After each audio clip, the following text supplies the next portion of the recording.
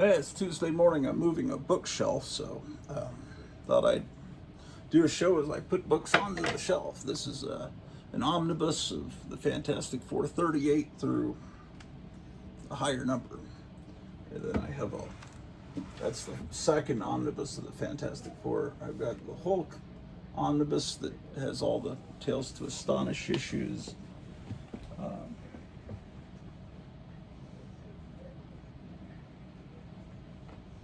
Okay, this is the first Fantastic Four. I don't have many omnibus books. They're very expensive and they're also very cumbersome, hard to read. But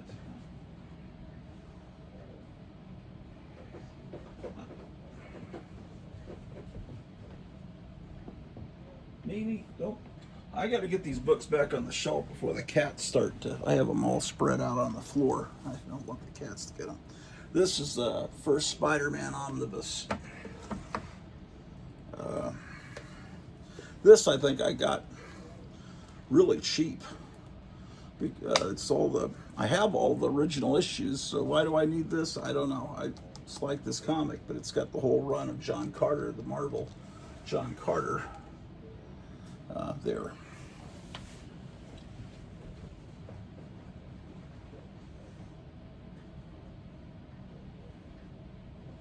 And this is the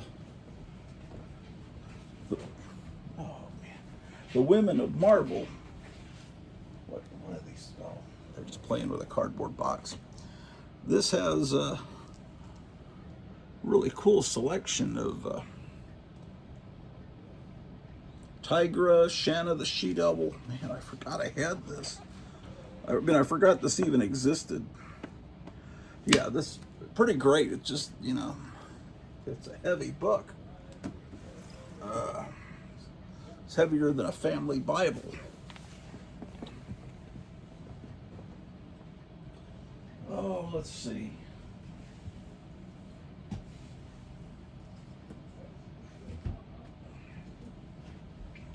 And this is a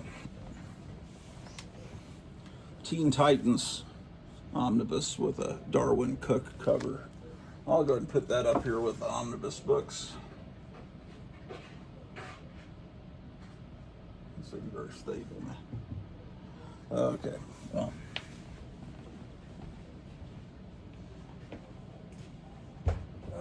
Boy. I gotta get this stuff put up pretty quick. Just a bunch of DC books. I'm gonna put them down here at the bottom. Just pretty common stuff, but yeah.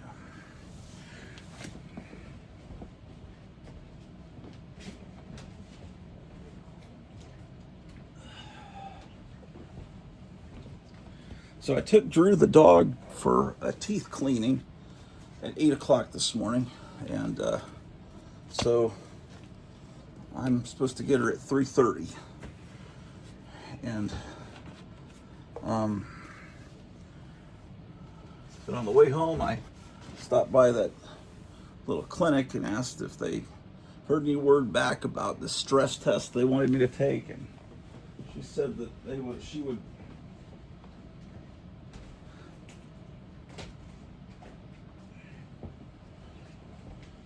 she'd call about that. She said I thought it would be soon. And then they got another blood sample because my glucose was 120, like at fasting. So it's real close to diabetes. So they wanted to get another, they did a blood sample. And so I'll know that tomorrow.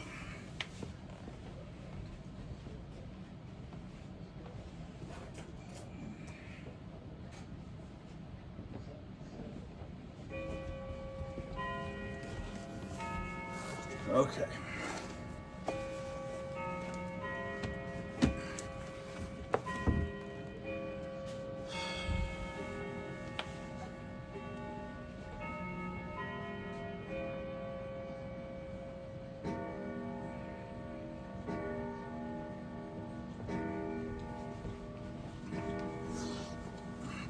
Got weird superheroes.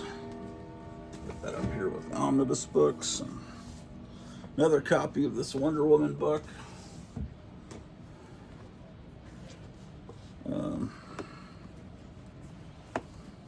It's a Fireball XL5 annual from England. Cats don't bother with those books, man. It just, you know, just great stuff. We'll put that here on the shelf. And my cherished Mad Peck Studios book goes there. Answers about the FBI. Action, mystery, thrills. As I recall, this is a bunch of covers that are all suitable for framing. But you'd have to buy a second copy to do that. Flaming Carrot Comics. Let's put that there.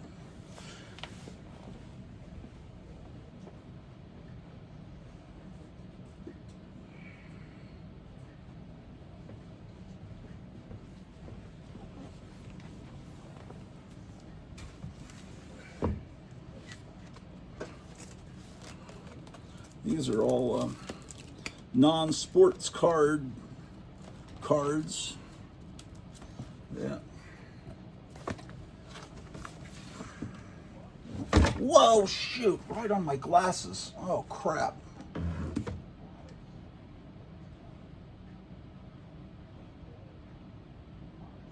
They seem to be okay.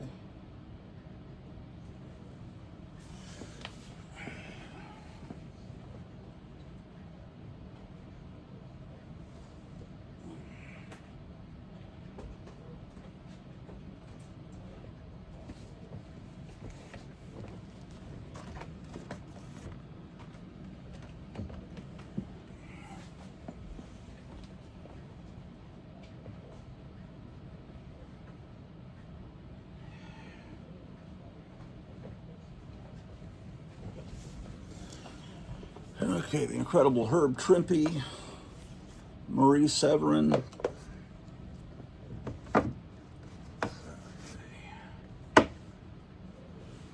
There's a book Meyer Greenblatt sent me as a present. Oh yeah, here's the one of the Sheena books I was looking for yesterday. I knew it was here somewhere. Book on Mike Allred and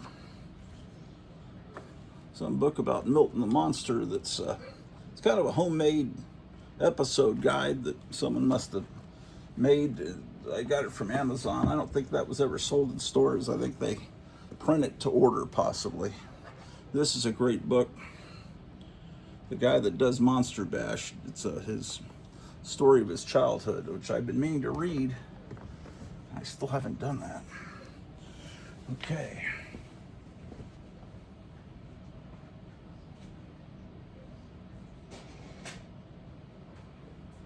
I don't know how all these books were on this shelf, but somehow they are. This is an old roller coaster toy, but you know, it's not complete. So I put these little cars I got. There's a Veronica and the She-Hulk on it. They pretty much fit on here. Okay.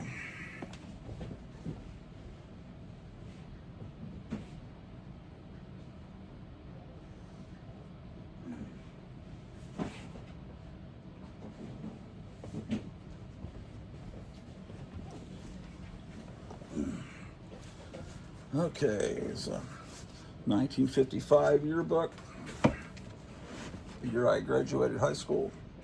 Here's another 1955 yearbook from Lubbock High School, and this one has a Buddy Holly autograph in it. Here somewhere. No, not an autograph. I'm sorry. It's not an autograph. It's just a picture of him. This is some underclassman that didn't. There's a lot of signatures in here, but he did not get Buddy Holly's signature. I guess that was wishful thinking. But all the members of the Crickets and the girl that Peggy Sue is based on are all in here. I think I just saw him.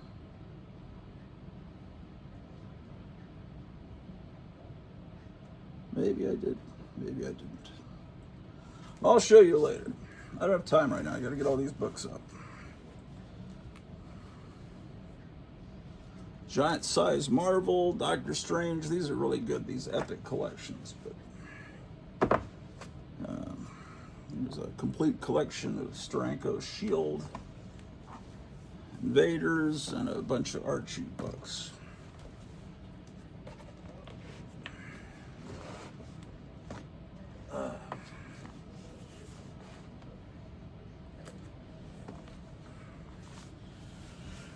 Okay.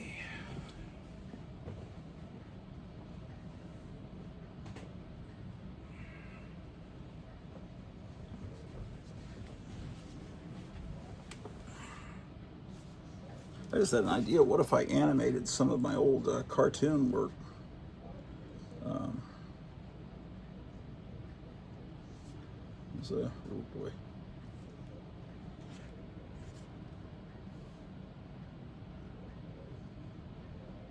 There's like some cartoons I did in like 1984.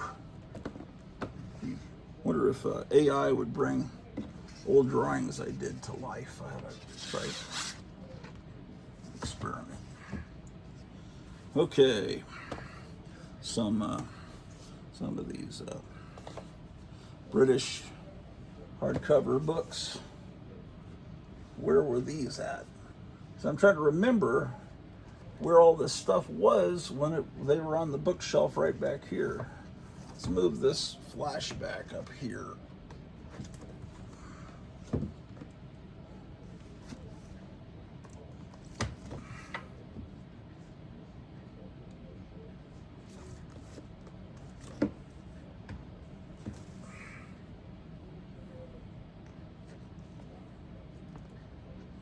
Move the Fireball XL5 next to the 2000 ADs. Let's move Mike Allred up next to Herb Trimpe. Come on, man. Will it even fit there? Oh, no. I see what's going on here. Horrible. Let's not put that there. Put this there. Okay.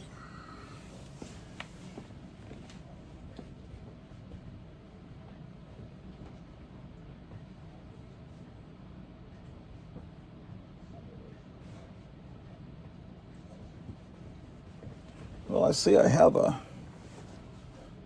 Hembeck omnibus, but it's soft cover, so it just feels real lightweight, like a phone book. Maybe I should put this with the other omnibus books. Will it fit, is the question. No. Let's move Wonder Woman down.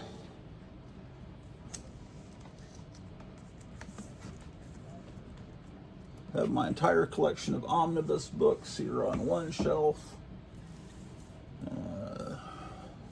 Peter Bagg, The Shadow,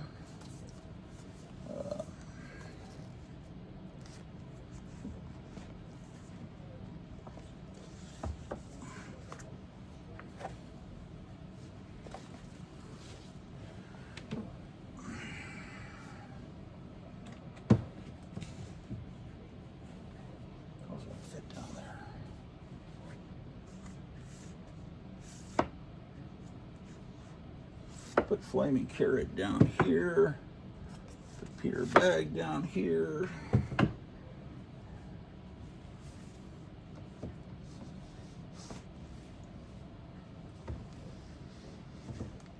Okay.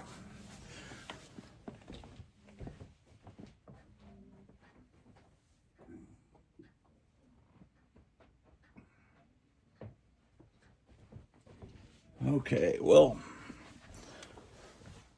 it's a collection of Humbug, which probably would be good up here with the omnibus books. So maybe we'll move.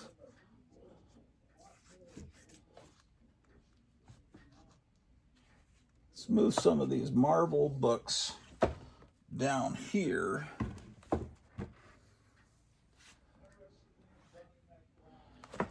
And these Archie books down here. Now, should I put Humbug like this or like that? I used to have it like this, so I'm going to try putting it the other way just to be different. Okay, all right. It's a Julie Strain book. It's a Spider-Man book that came out when the first Spider-Man movie came out. Just heard Chris Gore coming out of the theater having seen the new Spider-Man last night, and he and his friend both, well, sounds like the effects are really good, and he says it's the best Spider-Man effects. Did I bend these glasses down? I bet I did.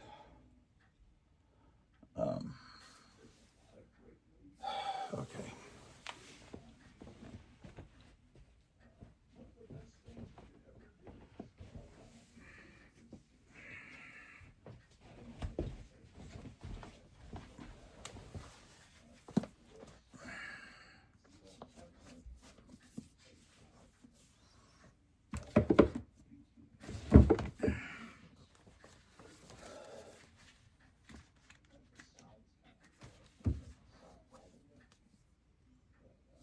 Complete Fairy Tales of the Brothers Grimm.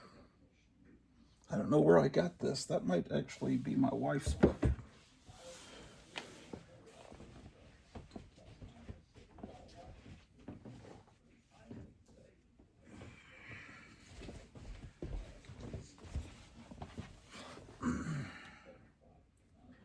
Okay. Dr. Seuss.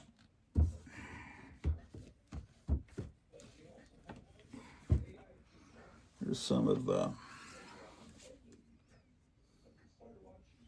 Ed Brubaker, Captain America trade paperbacks. Oh, this one's World War II stuff. That's pretty cool.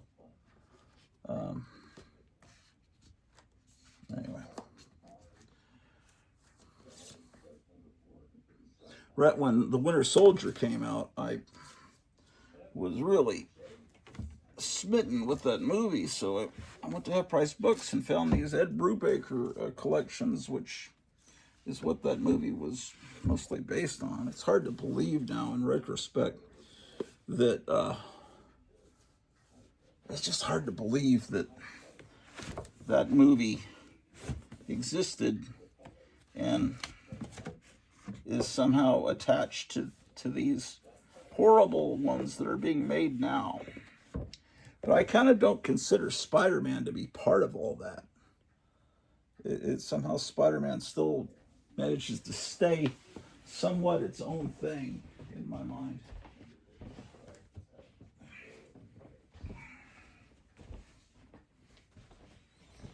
So there's how to decorate your house to look real 1970s. Low maintenance gardening. I need to read that book. Okay, so how did these books fit? There must be a way. They must have been up on top. Is that closed? Yeah. This is a price guide to non-sports cards from, what year is this from?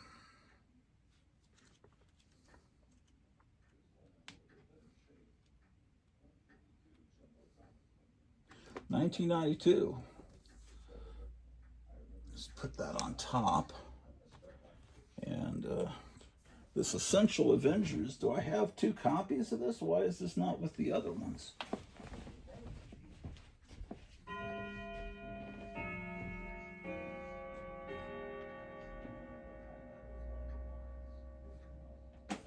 That's an excellent question.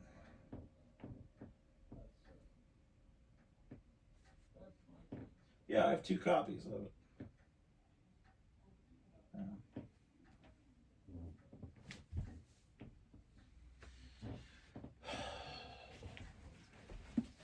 My goodness gracious. Just slides in there, fine.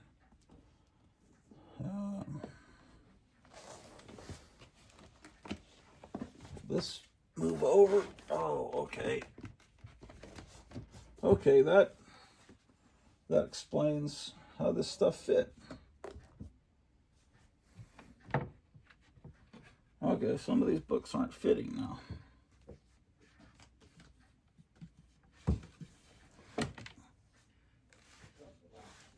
How did they fit before?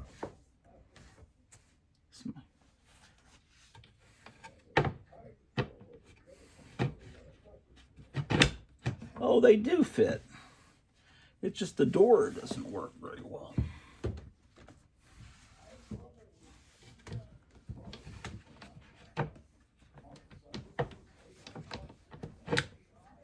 Yeah, all right. Amazing. Okay, so we have a bookshelf. Great. I'm Sheena, Queen of the Jungle. I have a new TV series directed by the famous Grottu Orloff. I hope you like it!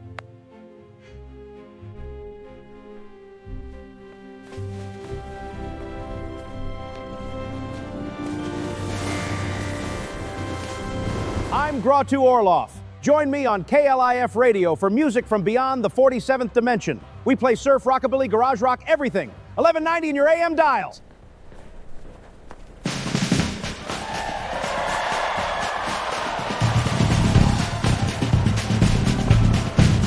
Okay, moving more books.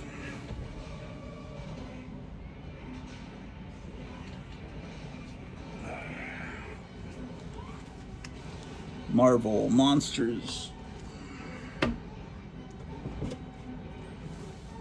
These are mad. I gotta move quicker. These cats are gonna mess with these books. But anyway, some Mad books. Let's go there. All right. Alex Jones is freaking out, saying that we're about to bring the draft back. Leave those books alone. Don't put them, man. Don't do that. How dare you? Ugh.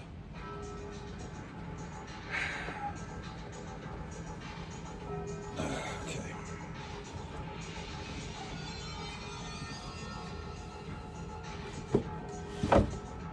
I'll show you the books later. I gotta just move these.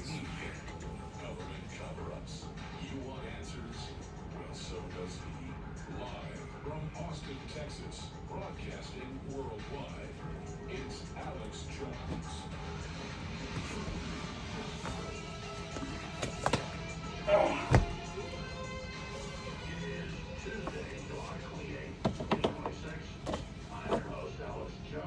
Here's more of these Ed Brubaker books. I must have bought a ton of them. You put them all together.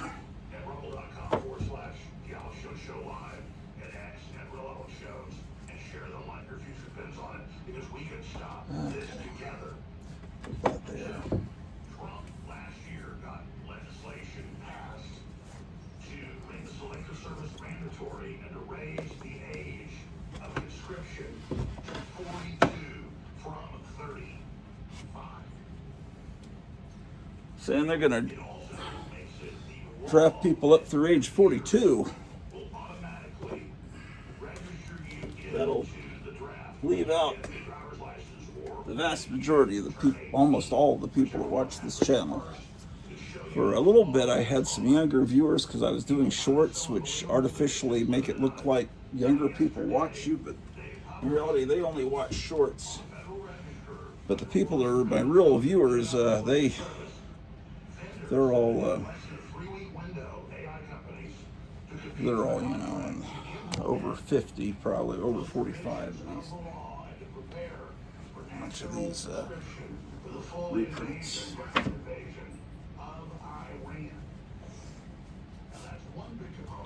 Ouch.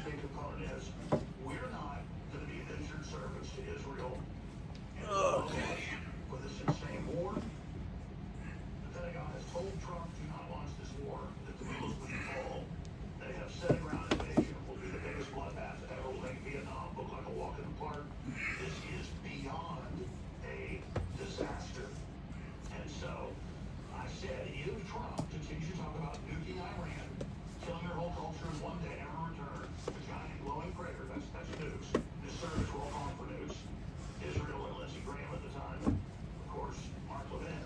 Oof. I said, we need the 25th Amendment in. If he continues that, the next day he came out and said, I don't need to, so let's make a deal. I said, okay. Maybe that's shaking back into insanity. And he did hear what I had to say. Oh, boy. He called me low IQ and my stuff was great. We're getting his attention. What's insane and maniacal is what Netanyahu is trying to get us into. So I am saying right now, 100% clearly, that if Trump tries to implement the draft, which he's doing, but if they actually put the AI in and notice everybody that, okay, you're in the draft now, and they're saying, according to their previous neocon statements this year, including the guy Israel installed in Kentucky, he said, we've got to go ahead and implement the law that Trump passed last year, and we've got to go ahead and get them ready for the draft, and we need to go ahead and have everybody go through basic training, because we're going to have to go to a total war. We need at least 500,000 troops. That's 500,000 troops, ladies and gentlemen. He fed into the meat grinder. You've seen all the conscriptions and roll some B-roll of that, in case you missed it. What's happening in Ukraine, new footage out of them surrounding cars and dragging fathers away from their children and taking them off to be at the front lines. All they do is absorb Russian artillery and drones. They use the people as bait, as literal cannon fodder, feeding them the cannons. It's the old term of World War I. So they get targeting on where the Russians are. So humans are now just decoys for the robot wars that we're now in. Skynet is here. So I am calling for Trump to clarify that there will not be a national draft. No, he can't do that. That's what he's doing. I called for Trump a few months ago to clarify that it's not for the NDAA, Section 219 that's passed the House, to merge our military and the intelligence with the Israelis. He did not clarify and in fact supported that. And I believe that is an impeachable offense. And also, I think it shows insanity. So 25th Amendment. But what completely shows it is trying to implement a draft. And here's some books I was talking about yesterday. The Iranians are begging for us to ground invasion. There are weapons that are These collections of Crime Does Not Pay. They're very lightweight. They print them on Volume 1 and Volume 2. They look nice. I don't know how many volumes they put out. I wish I had them all, but realistically, I probably never will have them.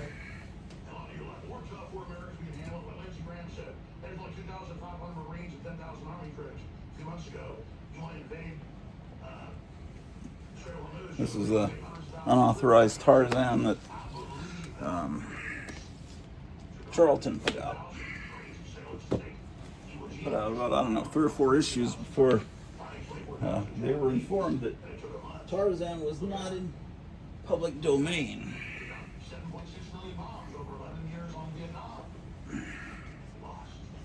This is the first few issues of the Gold Key Star Trek, and this came out in the late 70s. We have new clips from the same documentary that Wall Street Journal is doing that's set to release. Graham on the phone days in saying he believed they would fall in days or weeks, guaranteed, which we've been told. He told Trump that Netanyahu put information leaked to Axios. Now it's all confirmed. They were wrong. We were wrong. They ignored the Pentagon. And even the IDF told Trump, you're not going to get released. A bunch of Dennis the Menace books. Let's put that up here. Israeli finance minister saying, we want chaos, we want America fighting and dying for us. This is, quote, what an ideal situation. So we're about to have the national draft implemented for total war and expansion of the New World War we're in a proxy war with Russia, China, Peru, Ukraine, and Iran. And now it's not just the Ukrainians as a proxy for NATO and the U.S. Now the U.S. is a proxy for Israel and the Greater Israel Project. So I don't think anybody can deny that we have the madness of King George III, who thought he could beat the colonies. And then, of course, by the end, he finally got removed a few years after the war was over. It's totally insane. And Trump's going to get us all killed. And he's been totally erratic and half-baked on this whole thing. And the rules didn't fall. And so the next move, as I've warned and Joe Kent's warned, will be to escalate. And then when a whole bunch of our troops get killed, I mean, tens of thousands conservative with the Pentagon's estimated. And the Iranians are Iranians, it'll then be time to use nuclear weapons. That's the threat escalation ladder. We know what comes next. See the Bear. This is an excellent thriller. All of this is a war game. Eastern Europe War, Iran War, nothing other than China and North Korea. Those are the top war game things. War with China, war with North Korea, both. War with Russia and Eastern Europe. And war in the Middle East with Iran. And then, of course, submarines launched attacks. That's all been working as well. A couple of Charlie Brown books. I need to put those with the other Charlie Brown books over there. This one I've had since I was like 5 years old. Up one side, down the other by everybody. This is a total disaster. We have a slugwalk in the total Charlie war. Brown books up there. Want this as the Great Reset. Trump admin gives vendors under 3 weeks to create computer simulation models for military draft. Let's read this article. It's got all the links in it to the Pentagon website, Civil Service, the Army Times, all here. This is AlanShowsLive.com. Trump admin gives vendors under 3 weeks to create computer simulation model for military draft. Bunch of R. Crumb books. Selective Service System published a request, linked right there, last week asking vendors to create a computer simulation so the agency can test scenarios for a national military draft. They now have 2 weeks left. Between 2 weeks. Military Times reported on the news Friday, noting the readiness simulation project comes as the U.S. government is about to change its draft. Apex Treasury of Underground Comics. That law was passed last year. It's implemented right now. President Trump. The history of underground comics. Altering the Military Selective Service Act automatically register men. What's going on over there? What are you doing, small cat? No, don't fuck with that. Oh my gosh, what an idiot. We were the class of 1972. We love you, Grottu Orloff. You were the best teacher.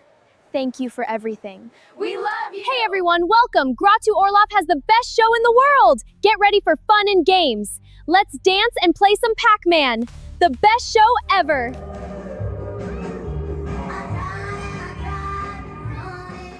Hey, a few short seconds for you. Over 24 hours for me. It is now the next morning. It is now Wednesday, July 29th, 2026. So, Drew the dog got her teeth cleaned, had to have one tooth pulled. $155 later.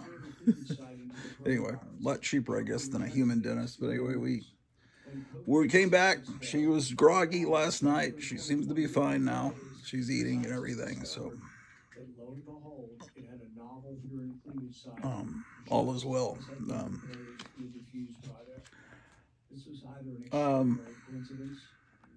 Watching the Dr. Fauci hearings,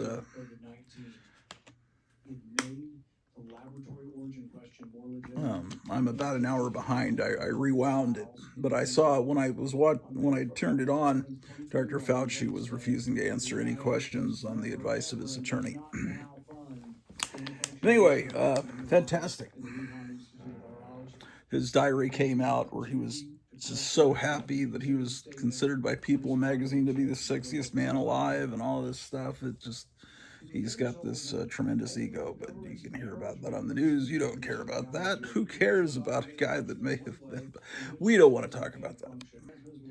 But hey, look at this.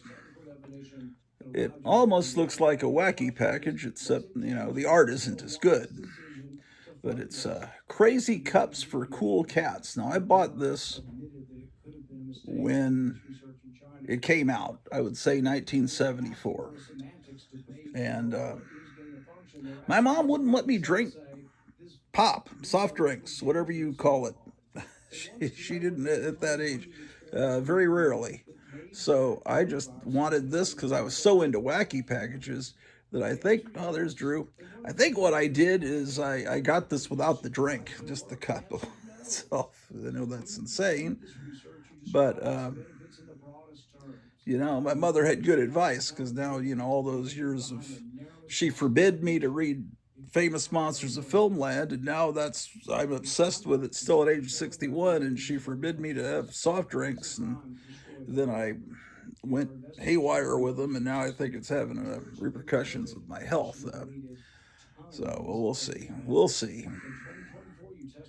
I saw that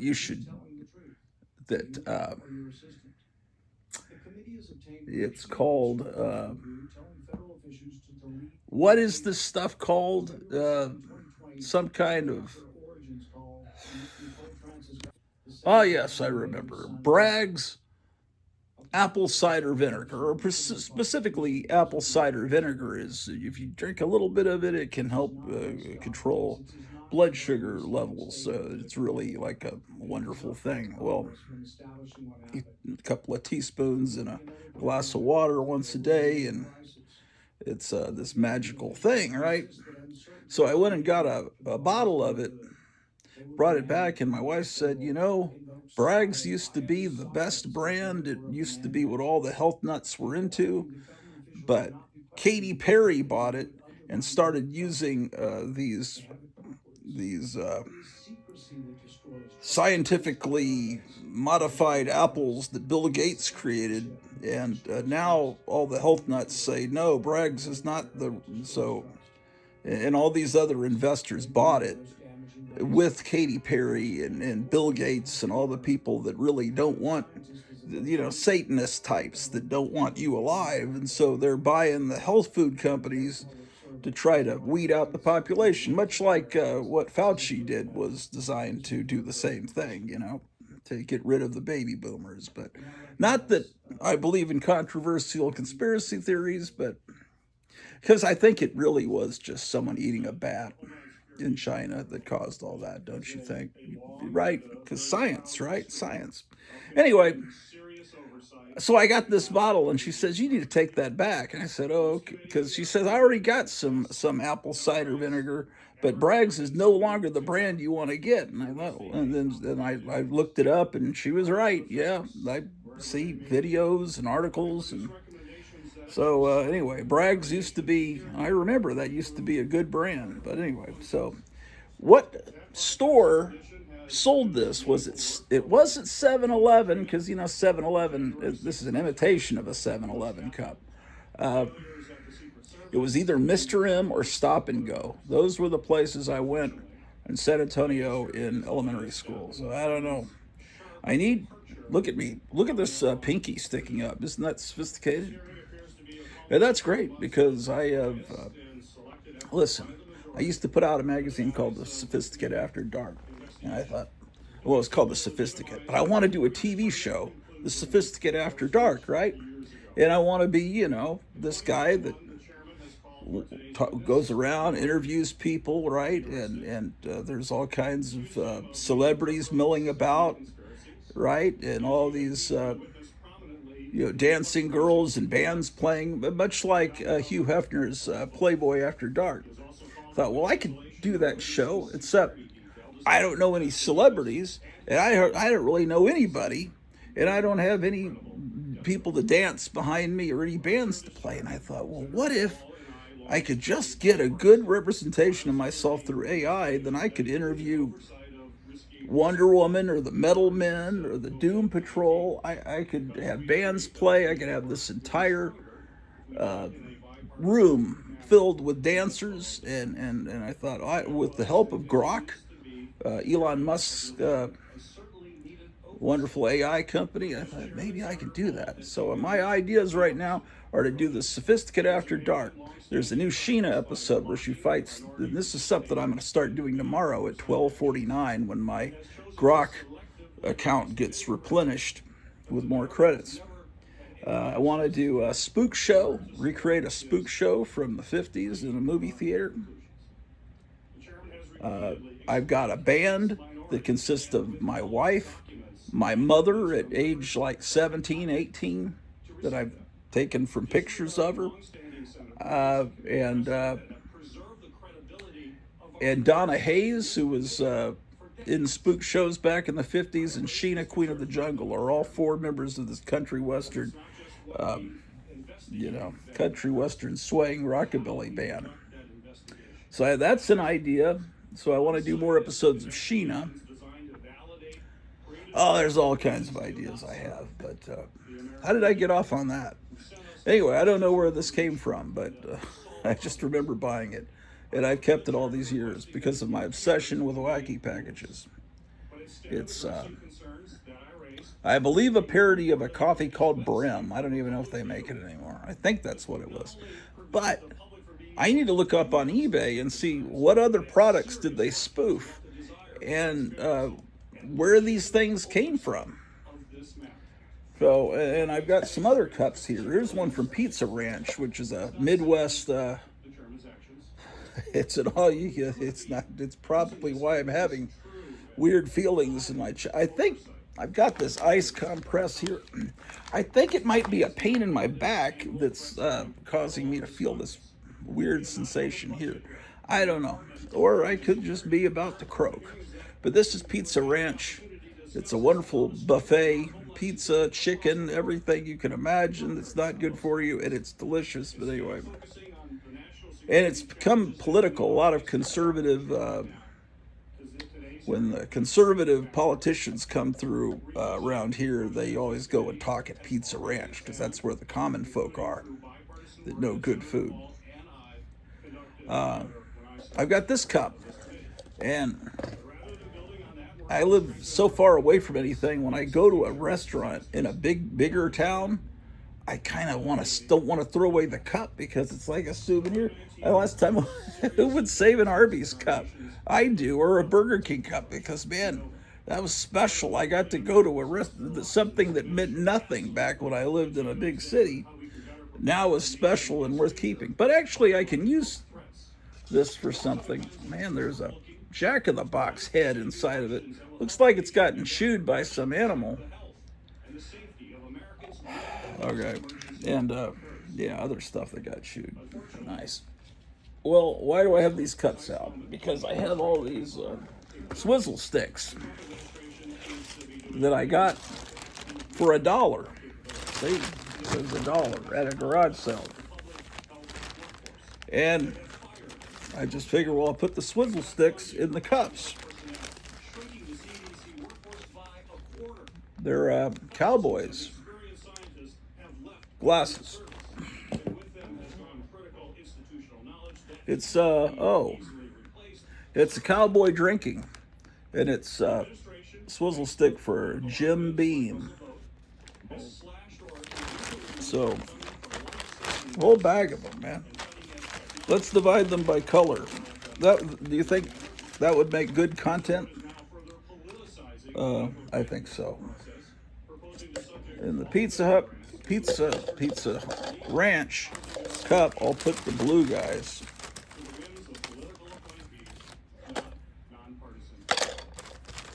Now, when were these made is the question. I need to look that up on eBay. Are these valuable? I mean, I got a profound amount, endless supply of swizzle sticks. Jim Beam.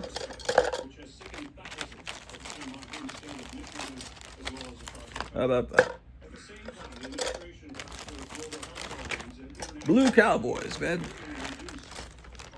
Lonesome Blue Cowboys. I think I don't have enough Blue Cowboys to fill up this cup. I've got all kinds of things to show you today. Sorry if this is boring, but this is something that needs to be done. Okay, more Blue Cowboys.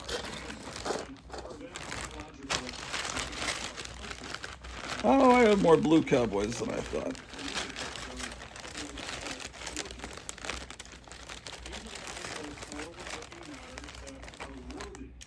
I don't think I've ever even tried Jim Beam. Is it a delicious, refreshing drink on a hot summer day?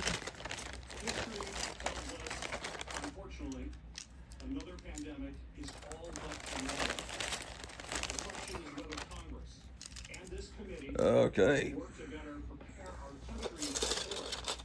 Look, the Blue Cowboys just barely fit in the Pizza Ranch cup. Now, we have two other colors. Beige. Is that beige? Skin, I don't know. I don't know what you call this. Reminds me of those Mark's Campus Cuties a little bit.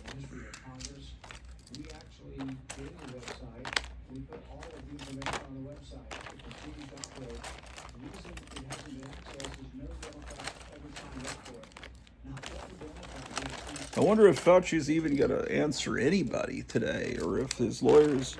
I saw that his lawyers started shouting in the court, I guess, and Rand Paul had him removed from the hearing.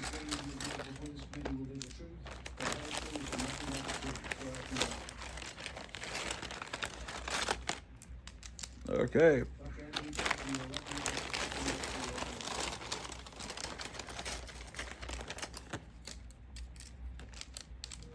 Don't stand so close to me, partner. Man, give me some breathing room. It's a crowded bar, man. Crowded bar. Let's put these guys into the Crazy Cups cup. Leave that alone, Mr. Cat.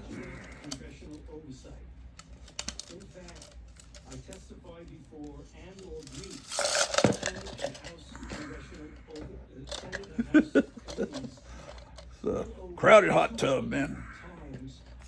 Okay, and that. Oh, wait, there's still more skin color cowboys.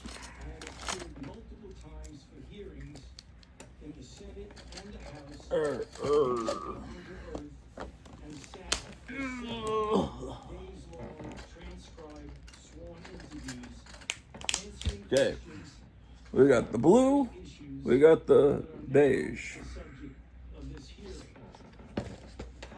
Now Arby's will be red cowboys, those commie cowboys. You know, Democrats are blue, and I'm sorry, yeah, Democrats are blue, and Republicans are red, and yet red is also associated with communism. So one time, AOC, Anastasio Ocasio-Cortez, said, started talking about how it'll be great when the red, the country is taken over by red, because she forgot, because, you know, they're all mostly communists. She thought that red was her color, but no, she's blue. Isn't that weird? They got to get that color straight so the bartenders that have gotten into Congress can remember what color they are. All right.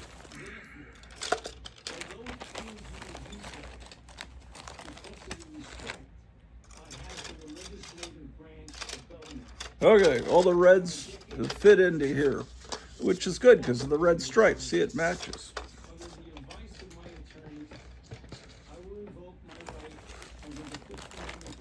Oh, he's not going to testify at all. He's invoking his right to the Fifth Amendment, so he's not going to talk to anybody. Even if a Democrat questions him today, asks him softball questions, I'll put a couple of these guys in with the red.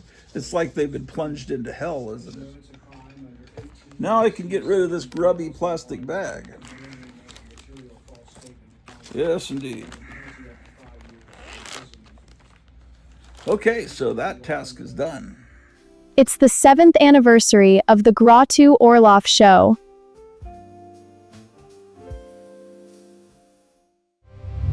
Subscribe to Grottu Orloff or die!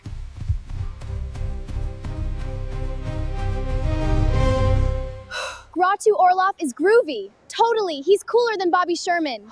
Way cooler, he's got that vibe. The grooviest. Bobby who? Grottu rules. Yeah. Yeah, so we're watching Dr. Fauci being interrogated by Rand Paul, and Fauci is refusing to answer any questions.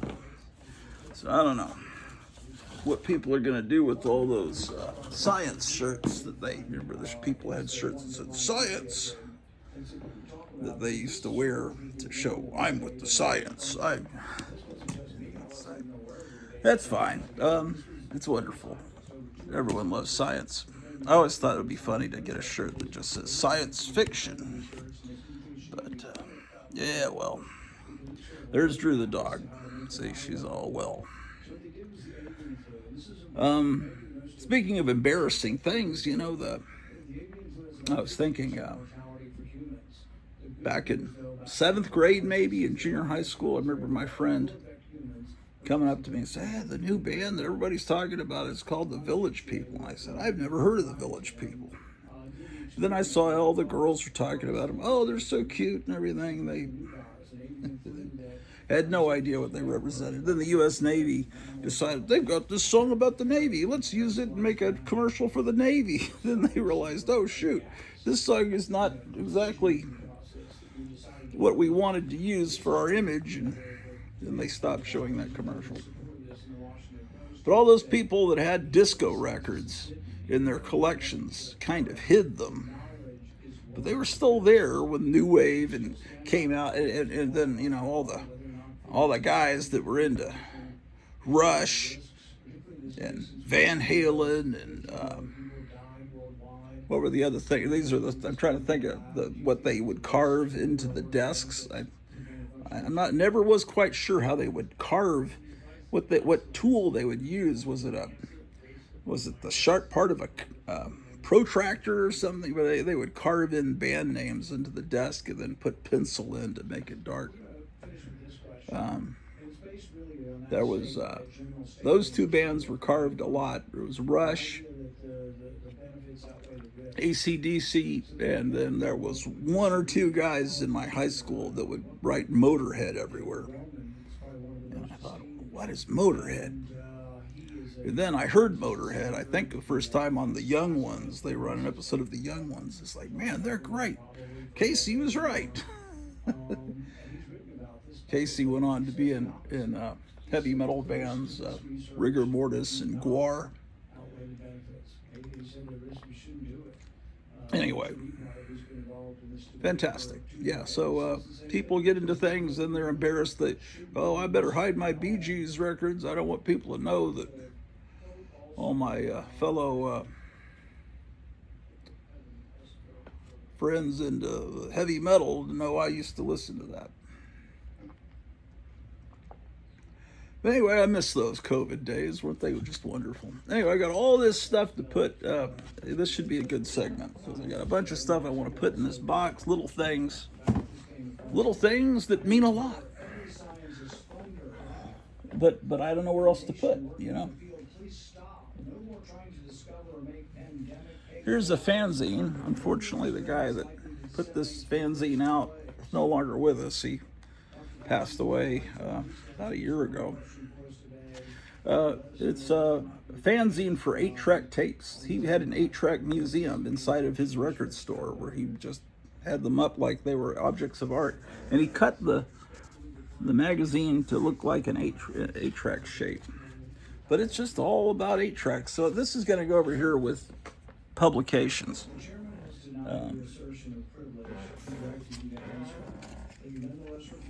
This is an ad for the Gold Diggers, Channel 29 in Buffalo, New York. Look how they were all cool and didn't capitalize you notice that all tech companies don't capitalize the names of their companies. eBay, Facebook, it's always a little lowercase f. Everything, Amazon, everything. Okay, here's two really cool jumbo popcorn bags that Kevin Johnson sent me with an order. Oh, this is where he kicks out he's kicking out Fauci's lawyer, one of his lawyers. This is a museum. I've had this flyer since 2nd grade, since 1972.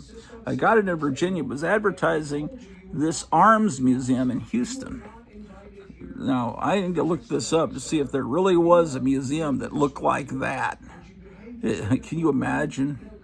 They probably turned it into a Taco Bell, but even as a moat. So it was at this address. I could do a Google search and look up that address and see what's there now. Almost certainly not a castle. But anyway, I've always had this because, it shows all the weapons. I never went to the museum. I just have had this flyer for years. But then when you open it up, it shows that they have a torture dungeon with all this torture equipment. And it's so, this thing is like gouging out this guy's eyes. And and then this executioner about to behead this person. I mean, the blood coming out of his eyes and everything. Some of these old wax museums used to be pretty gory. There used to be, there was a wax museum in Grand Prairie, Texas. The popcorn bags turned out to be too long for this box, so I'll put them in another box.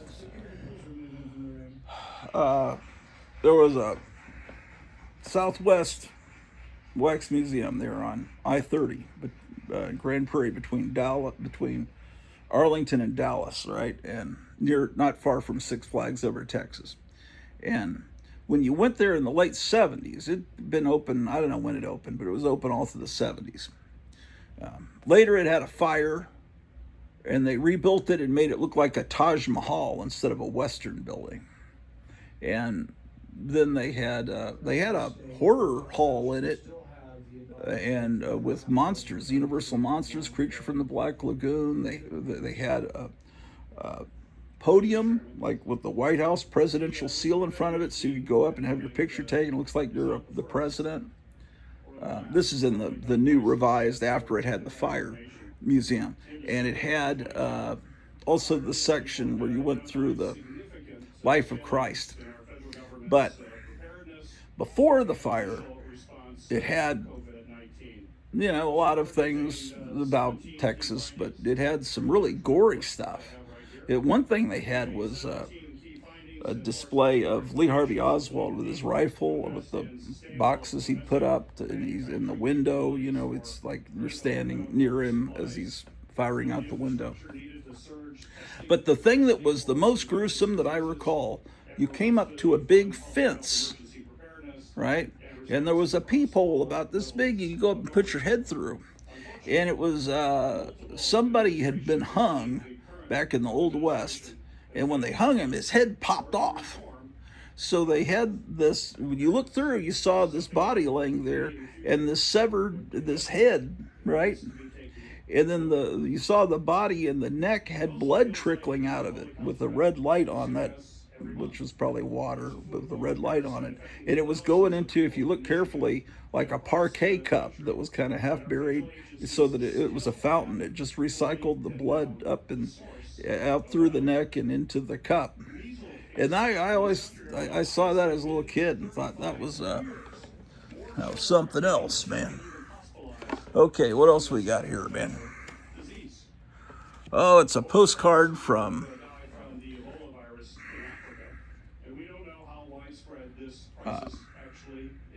Lance Laurie, who goes by Conga 7200 on eBay. I think that's still his eBay name.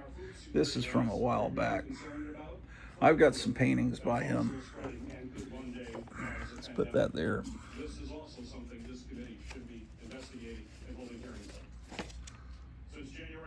There's a letter for Jeff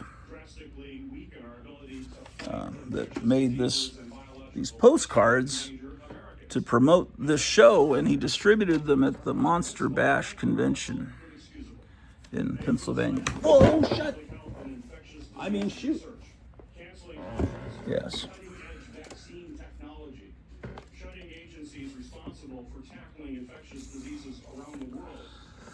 An unused Taco Bell bag for promoting the tick from the 1990s. Too tall, I'll put that with the popcorn bags. That is something this committee should be looking at. I could go on all the topics that we need to be looking at moving forward to protect this country.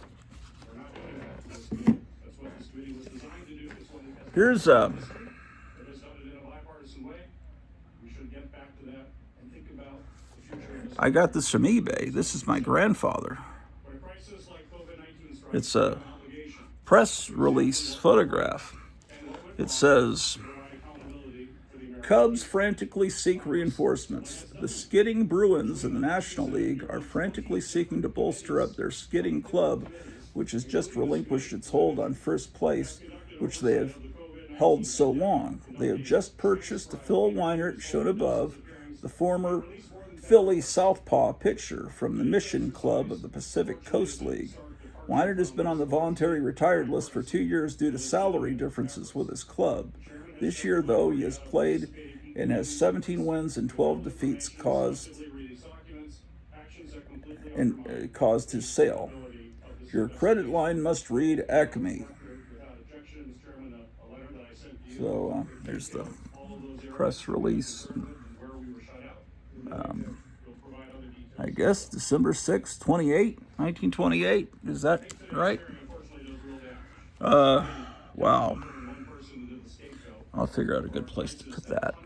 Every so often I'll look up my grandfather on eBay and there'll be someone selling something. There was a whole giant scrapbook with every article about him and his whole career that I guess his wife, my grandmother, kept. And my father always said that he doesn't know who that was handed down to. I think it's one of the cousins. And you know how people are. It could have been just sold at half-price books or sold in a garage sale, or, you know, because people don't care about a lot of people. I don't know about my family up there on the East Coast, but some care about the past. Some people don't. People get old high school yearbooks from their parents or their grandparents, and they just, like, what do I want this for? They just take it and sell it for a couple of bucks at a used bookstore. That's how I've gotten this collection of yearbooks that I have, and it's sad to think, why do I own this yearbook, especially that one that I had that I showed you earlier with Buddy Holly in it. I don't know. I appreciate the past and all that. Okay, more stuff. Here's I'm not really quite sure what these are called or their purpose. They're obviously promotional for movies, and I think these could have been, you know, either they were in a theater lobby, they were just something you could pick up in the theater lobby for movies coming, or maybe they were put in store windows, like when you went into a 5 and dime store, this was there. And maybe this is where they would write the name of the theater. I don't know. But anyway, this is for Munster Go Home.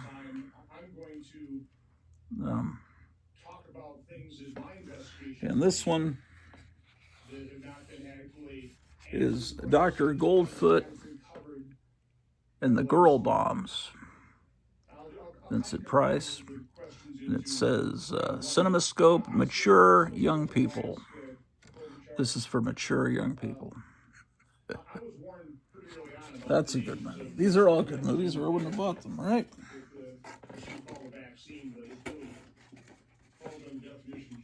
Do these fit in here? They don't fit, man. These don't fit either. Man, this box is turning out to be a bust.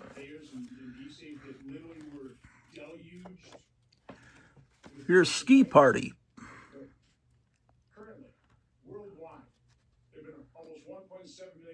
Mature young people. Dracula, Prince of Darkness.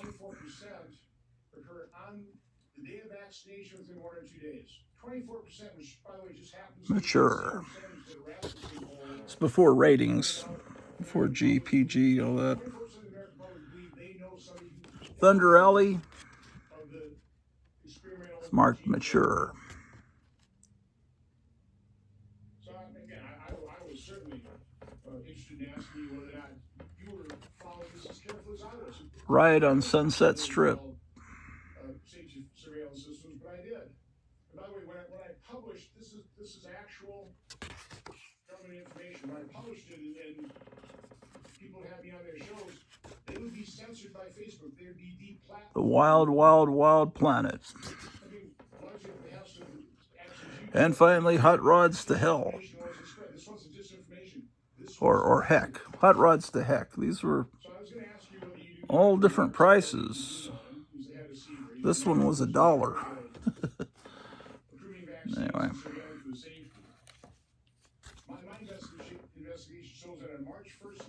Okay.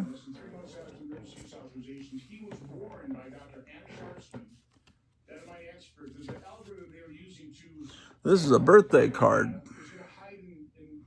It's a TIE fighter. And it's got, this is from John Goris. So unfortunately, my birthday has become associated with smoking that substance, because I don't know when did 420 become that holiday for people to do that. I don't know, at some point.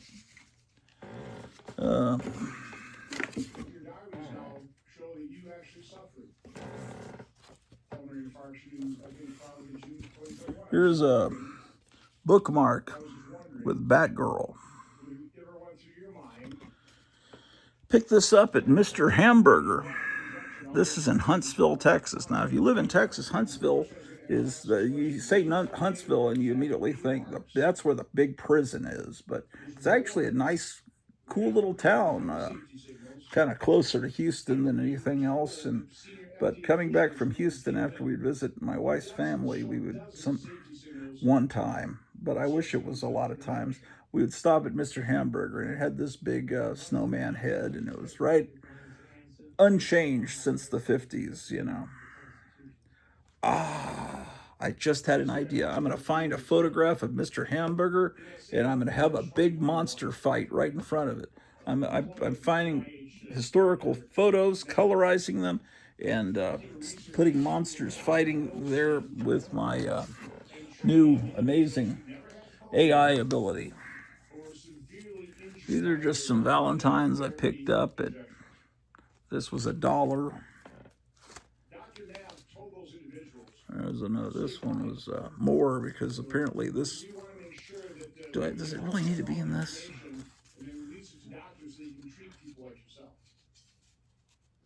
It wasn't even supposed to be folded. Some idiot folded it. It's supposed to be out like this. I'm going to get rid of these plastic bags. They just feel yucky. Yucky. Here's a package of Lefty Lemon. Think it's still good? It's a funny face Kool-Aid imitation. Made in the USA. What are the ingredients? Calcium cyclamate, 28.6%, and calcium saccharin, 2.4%, are non-nutritive artificial sweeteners which should be used only by persons who must restrict their intake of ordinary sweets. When mixed as directed, each 8-ounce serving contains less than 2 calories. Whatever. Contains citric acid, calcium cyclamate, sodium citrate, calcium saccharin, flavoring, and artificial coloring. It sounds extremely healthy. And unfortunately, it looks a little like urine, but it's okay.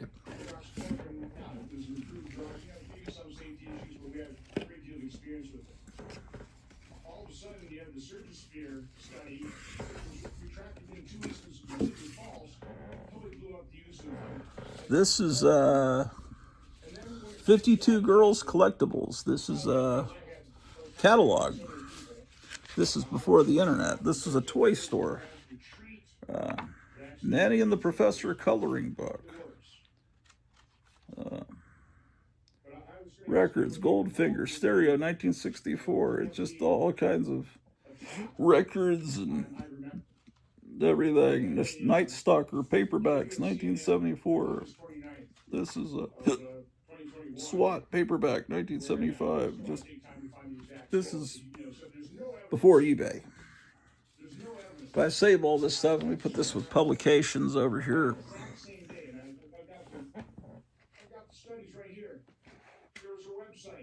Oh, this is sad. Man, this is a shame. You know, see, this is something that would be up over a movie poster in a theater saying, starts Wednesday, you know. Someone did some math on the back of it. But I've got a bunch of these, right? And I need to put that up with a poster. And then this is another one. Matinee. And this is flocked. It's like you got little. It's flocked. Starts Wednesday.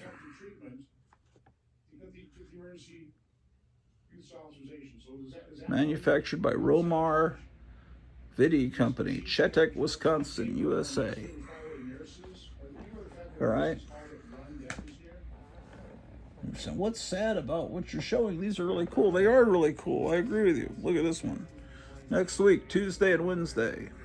Movies used to switch. Movie theaters didn't keep movies as long as they started to do in the 70s, you know, or Star Wars stayed a year in some theaters, and Jaws was there a long time.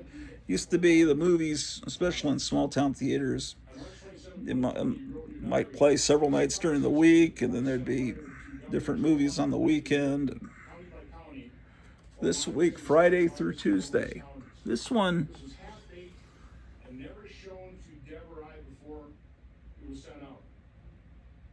is hand painted. This is not, they didn't purchase this from the distributor or whoever. This one also looks like it's one of a kind, hand painted. Now, special added, short subject.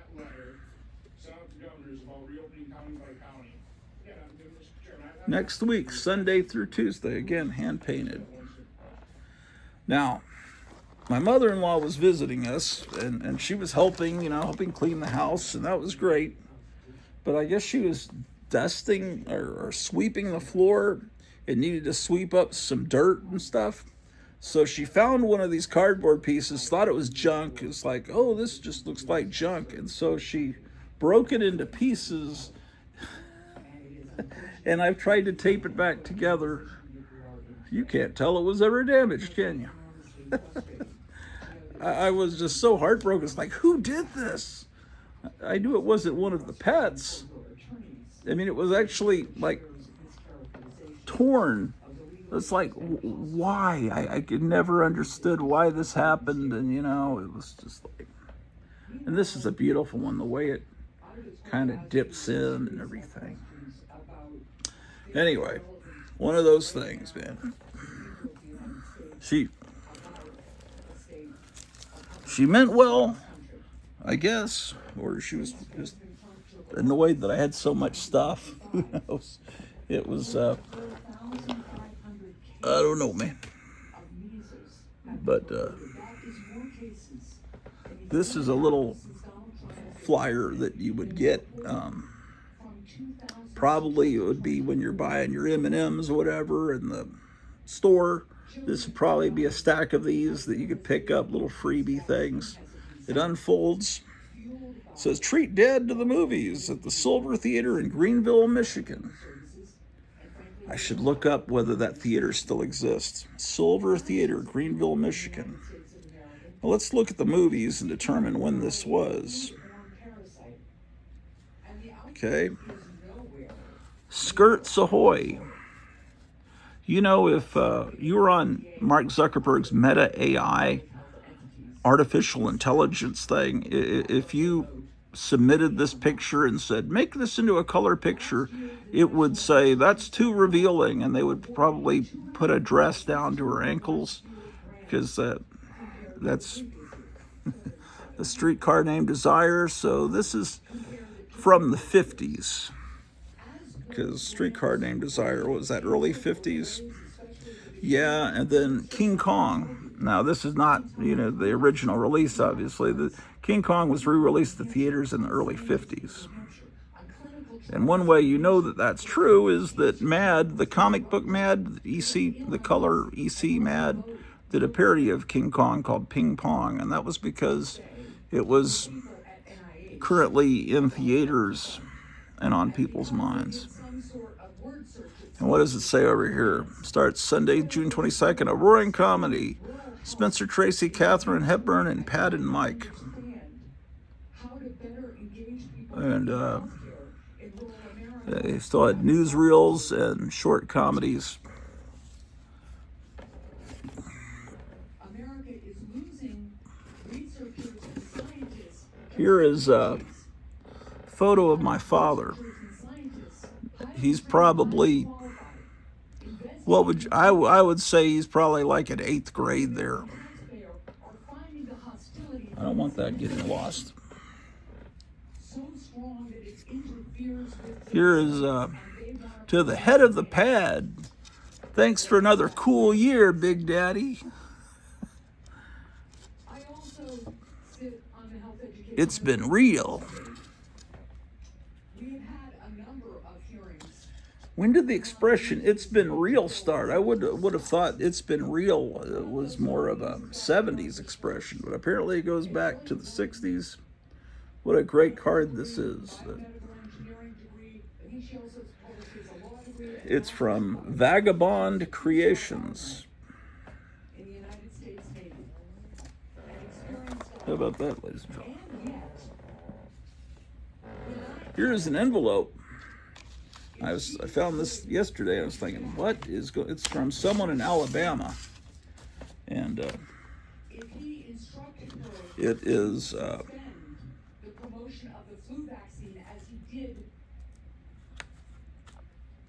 And it's this. I ordered this from eBay. It's an autograph of my grandfather. Can you imagine buying an autograph of your grandfather from eBay? It says, "Dear Robert," let's see. I was checking to see if that's the name of the person on the return address, but no, it says, "Dear Robert, I am sending to you my autograph that you requested. Kindest regards. Sincerely, Phil Lefty Weinert." That's the baseball player I showed you a minute ago. And then at the top it says Philip Walter Weinert, 1919. Well, 1919 was not when he was born, because he started playing baseball in 1929, I think. Anyway, at the back, it's apparently date. Oh, he wrote this guy. This is like a guy that had a whole file cabinet of autographs of players. He was probably trying to get every player's autograph, and then he put this stuff at the top and then he puts that when he passed away, April 17th, 1973, Rockledge, Florida.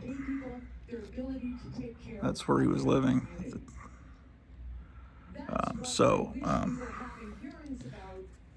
Well, I guess I could have this framed and matted with that picture there, but I don't know.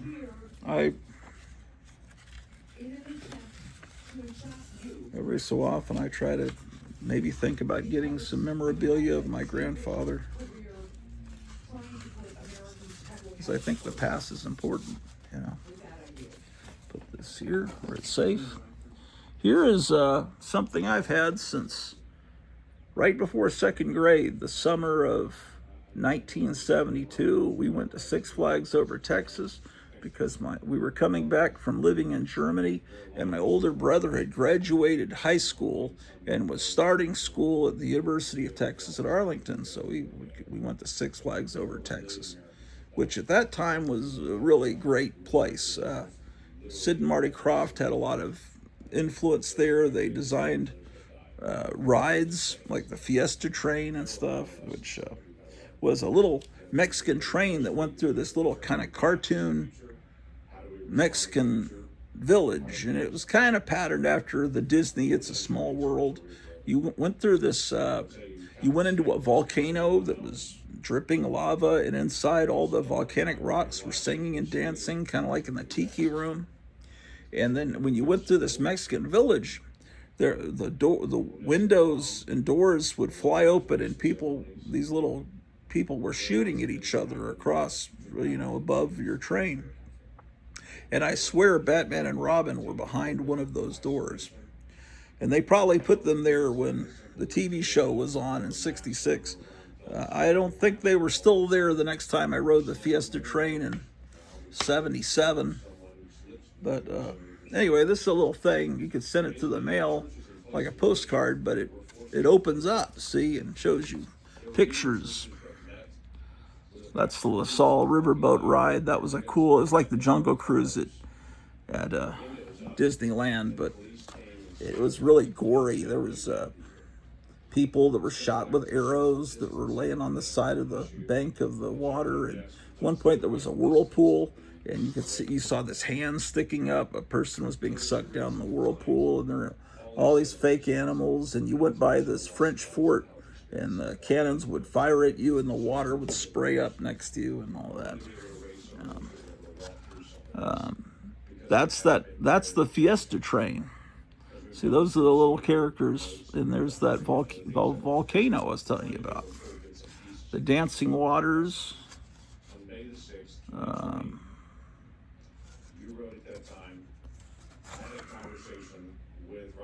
The log flume has been there ever really pretty much since the park opened in 1962, and it's still there. Look at all this stuff.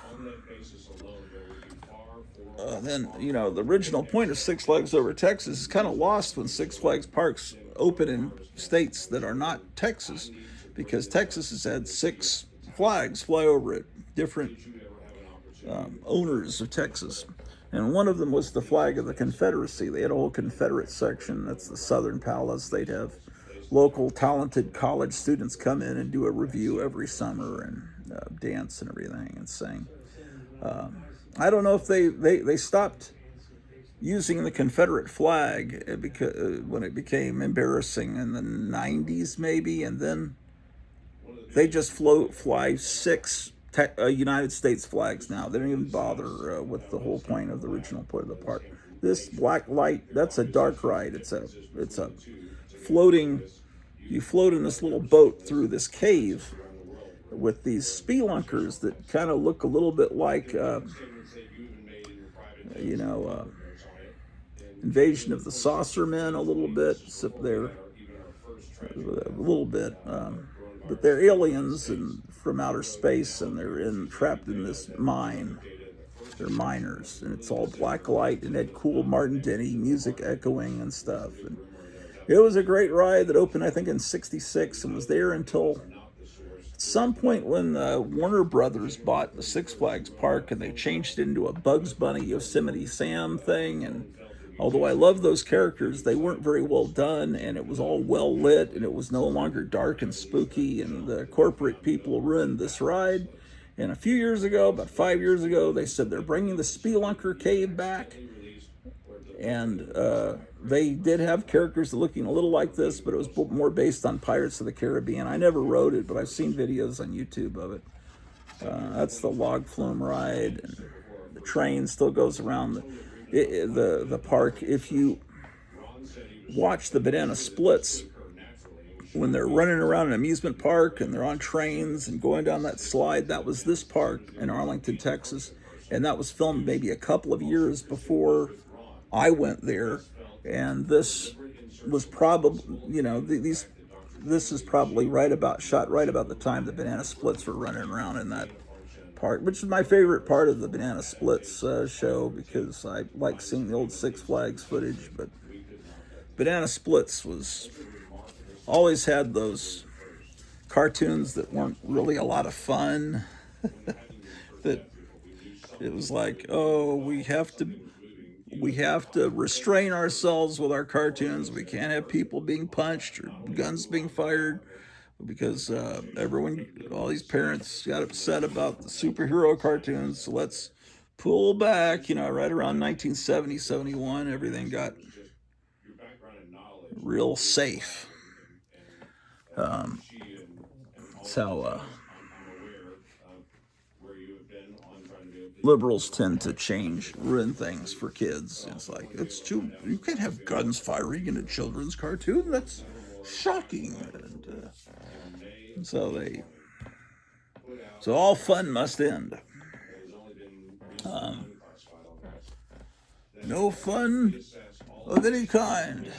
And then Scooby-Doo started around that time, and that became the pattern for the new cartoons. It wasn't violent, a little bit scary, but at the end, it was never a real monster, which I wish it was. I wish at the end, it's like, I wonder if that really was a real supernatural thing.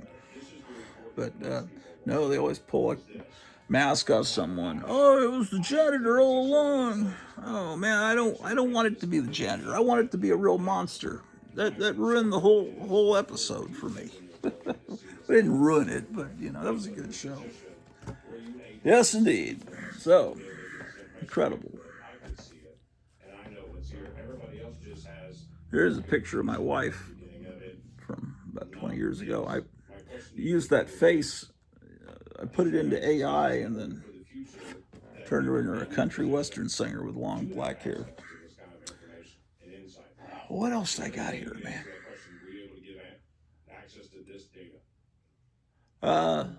Let me, he's still refusing to answer any questions, man. I'll be back. I'm Grottu Orloff. I play music that's sung by robots. They had to build a whole AI data center just for me.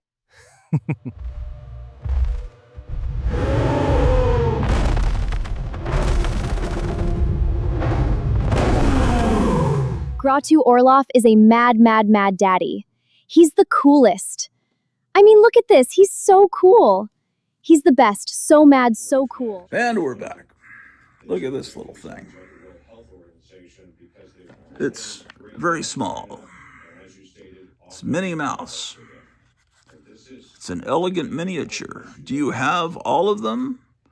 One of the many Disney characters.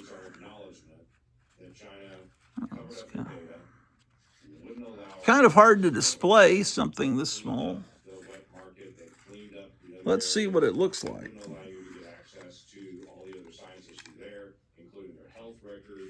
Oh, it's actually pretty cool looking. I actually never opened this box yet. I got it over a year ago, and I'm only now opening it for the first time. Can you believe that?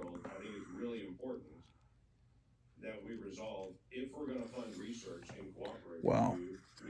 Incredible. If things go sideways, we got to have access to all information in all places. You were noting not only that China was affecting the World Health Organization and that China was bending them to their wills. The World Health Organization was putting out data that you saw. I was rewatching the last episode, and I realized I started telling a story, and then my wife called, and I went to a commercial break and came back and completely forgot I was in the middle of a story. And so let me finish that story now. I was talking about Journo Comics on YouTube because Captain Strangelife had mentioned Journo Comics. Had a recent video where he said, I've decided to sell my entire collection, except for a couple of comics that were like my first comics I ever had and stuff. And I thought, and so he was going through showing all his, his Amazing Spider-Man from the 60s and different stuff. Some was great, some I could care less about from, stuff that younger collectors care about. But anyway, Captain Strangelife was like kind of doing a mental calculations about what that collection was worth based on what he'd shown, and he didn't show all of it, but he was basically showing it and saying, guys, send me a quote of what you would offer me. And I was thinking about it, and I was thinking, this guy doesn't really want to sell his collection. He's doing this for his wife, for his family, so that if something happens to him, they would have a sense of how much that's worth based on these amounts people are offering. And it's a way for maybe his wife to not be taken advantage of if something like that happened. I thought that was what he was doing. I don't know if that's the case. This is the directions for Satan's Crate. which is a little like Big Daddy Roth style model kit. Not from Roth, but with a little, it's over here. Got a bunch of, these are just things I'm not sure what to do. I'm kind of run out of wall space, but they're great. So I'm putting them into this plastic bin from Dollar General where they can be stored flat. Someone blew, this was a postcard you would get if you wrote to ABC, to the Addams Family production company. They would send you this little color postcard. Somebody blew it up giant size and sent it along with an order to me from, I bought something on eBay. Here's the 1948 Donut Queen.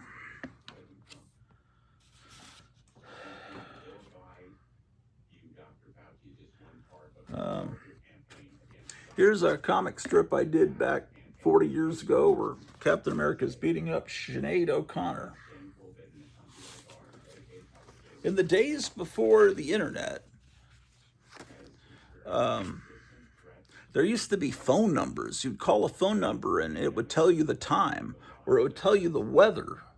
I remember that when the time is now, it's like, gee, I want to know, I want to set this clock. I'll call this phone number and see what the exact time is, set my watch. Do you remember that? But there was one phone number. It was an entertainment line. You'd call it up. It would tell you what the hit movies were right now and what the top 5 songs in the country were, the top 10 songs. And so anyway, just look at here. There's a front cover to an issue of the Haunt of Fear that came in I should put this in a bag and board. I really want to frame it. It's just Haunt of Fear. That's all there is, just the cover. Something I printed on a color printer. Anyway, one time I called, this is in the 80s, whenever Sinead O'Connor became famous, whenever that was. I'll tell you in a second. This is a little newspaper that your music teacher or band teacher would give you back in the 70s. Pipeline, man.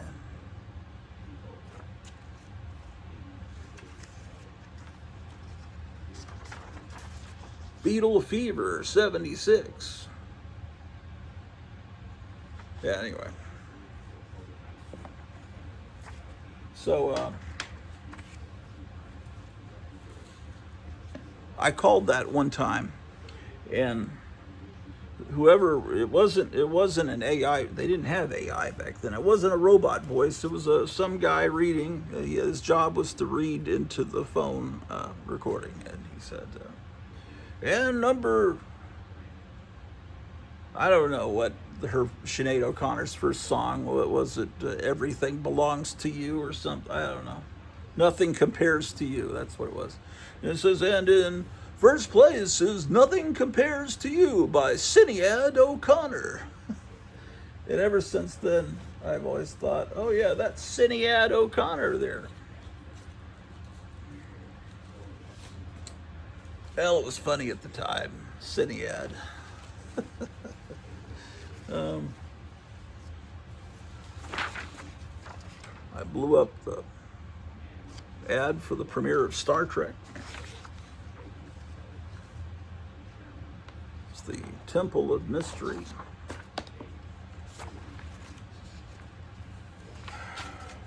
What I'm doing now is clearing off these pinball machines because I want to use this room as a setting for the AI fights and stuff, so I don't want a bunch of junk on top of the pinball machines. I want the AI to have a clean picture of it. Here's an old 50s calendar.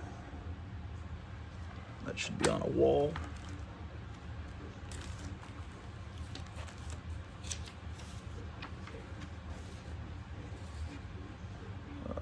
Adam West with a young fan on the set of the Batcave. She's got a Batman shirt.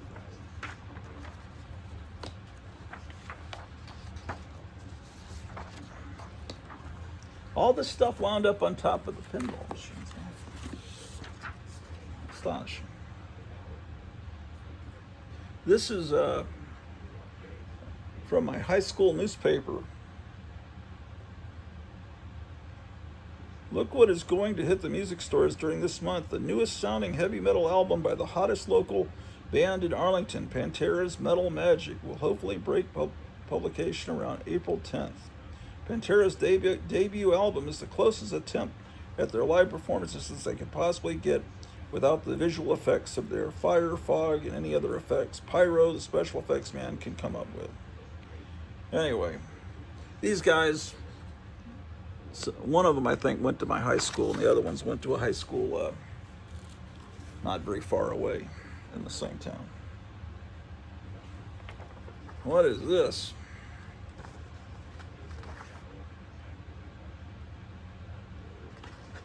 This is a whoa.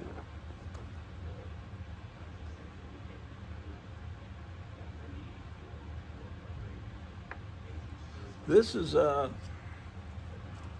says, "Who never had it so good?" In case you've forgotten or were lucky enough to escape it, this is a picture of war. Remember, Dean Acheson and Alger Hiss sold out the youth of America at Yalta. Then Harry Truman made it official by appeasing Russia and Red China. Now Adlai, the laughing boy, tells us we should all forget about the Korean War.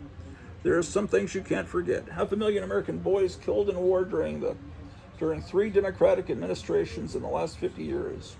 1,200,000 other American boys wounded in war during 3 Democratic administrations in the last 50 years. No American citizen has been wounded or killed in war during any Republican administration during the last 50 years. Ask the boys in Korea today if they ever had it so good. Ask the widows, the fatherless children. This is against the Korean War, apparently. I don't know. It's, how long must bright-faced American boys kiss their babies goodbye at the dockside? Speaking in San Francisco recently, Adlai Stevenson laughingly said we should all forget about the Korean War during this campaign. So this is against Adlai Stevenson. It says, this is a picture of American school kids. Are they playing a game? No, they are in deadly earnest. What are they doing? They are practicing how to behave in case of an atomic bomb attack.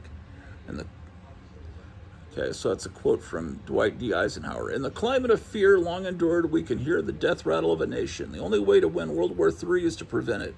Only the losing of a modern war can be more disastrous than winning it. We must not go riding off the Far East at one moment and then at the next, finding our sons fighting and dying in Korea. You and I know that statesmanship can do better than that. Remember when Harry Truman said he liked Joe Stalin, that he was a good fellow, when Dean Acheson said he would not turn his back on him? So, Harry Truman says anybody who doesn't vote for Adlai Stevenson has a hole in his head. The boys pictured it. The right can qualify. They won't be voting for Adlai Stevenson or anyone. Okay, so this is against Adlai Stevenson, clearly. So, who would that be for? Adlai Stevenson. Who was running against Stevenson?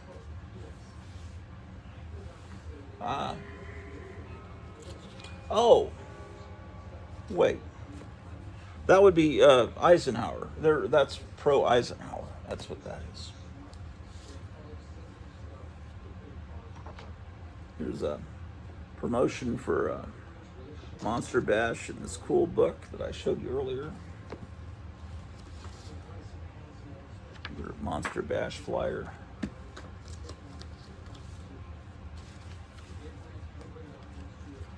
There's various pictures that it looks like I printed.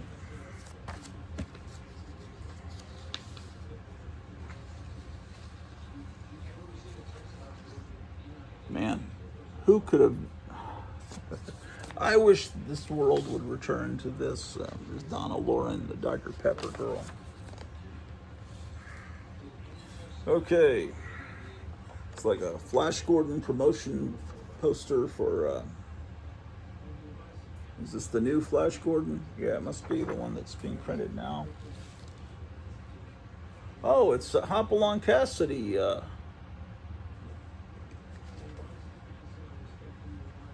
about that?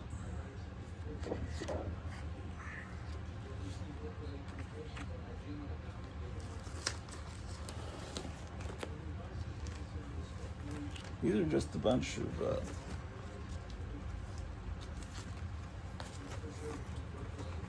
what's this?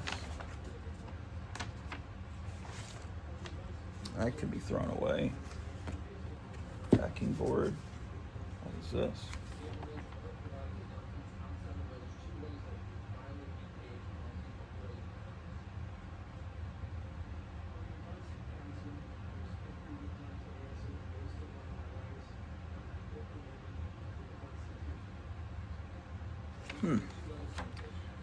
Okay. Ad for Geronimo.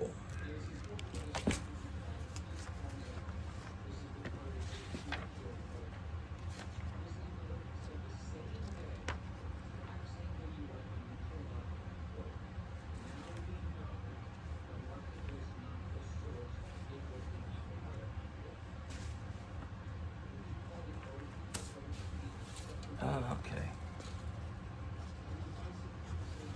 Hold on.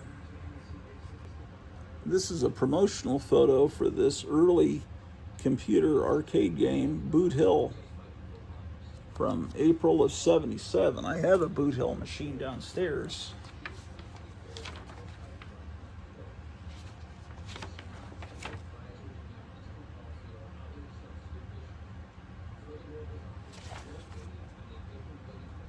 That looks like my father's high school diploma. Okay. Well, I'm Sheena, Queen of the Jungle. I have a new TV series directed by the famous Grottu Orloff. I hope you like it. and we're back. Look at this little thing. It's very small. It's Minnie Mouse. It's an elegant miniature. Do you have all of them? One of the many Disney characters. Oh, it's kind of hard to display something this small. Let's see what it looks like.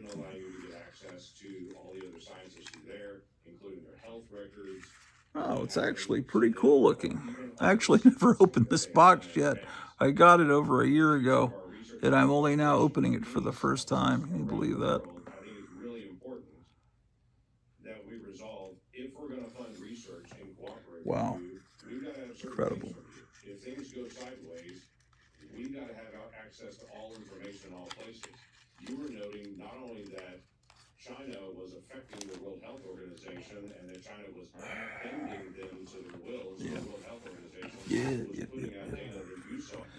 You know, I was rewatching the last episode, and I realized I started telling a story, and then my wife called, and I went to a commercial break and came back and completely forgot I was in the middle of a story.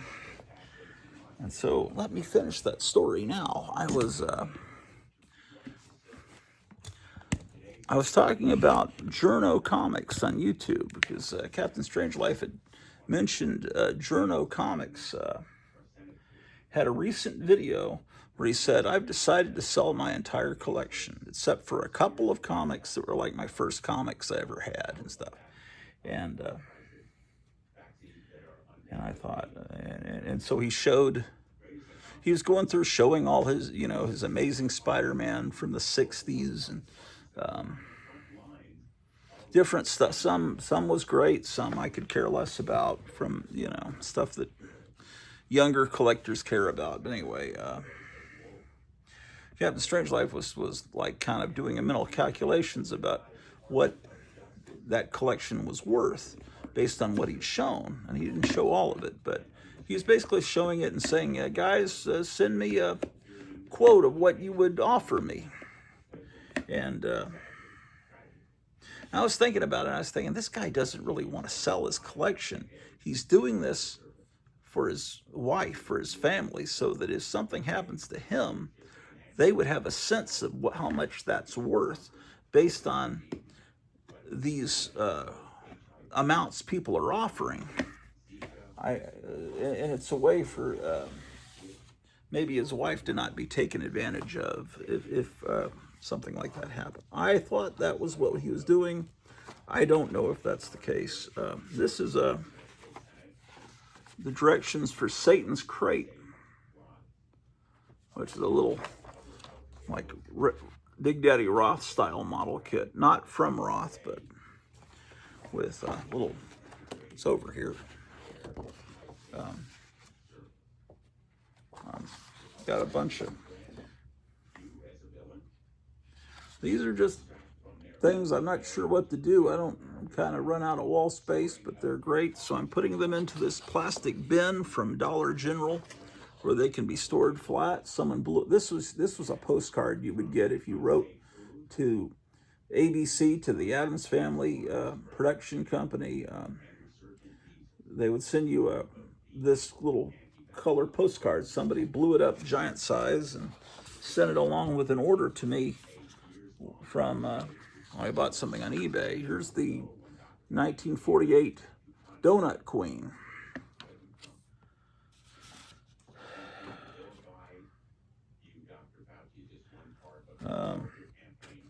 Here's a comic strip I did back 40 years ago where Captain America's beating up Sinead O'Connor.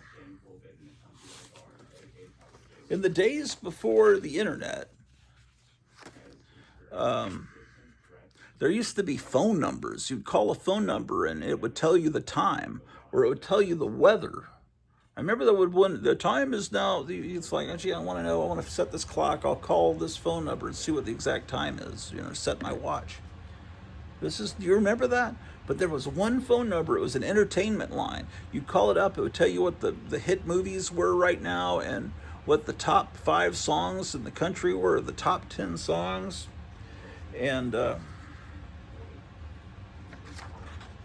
so anyway, just look at here. There's a front cover to an issue of the Haunt of Fear that came in I should put this in a bag and board. I really want to frame it. It's just Haunt of Fear. That's all there is, just the cover. Something I printed on a color printer. Anyway, one time I called, this is in the 80s, whenever Sinead O'Connor became famous, whenever that was. I'll tell you in a second. This is a little newspaper that your music teacher or band teacher would give you back in the 70s. Pipeline, man.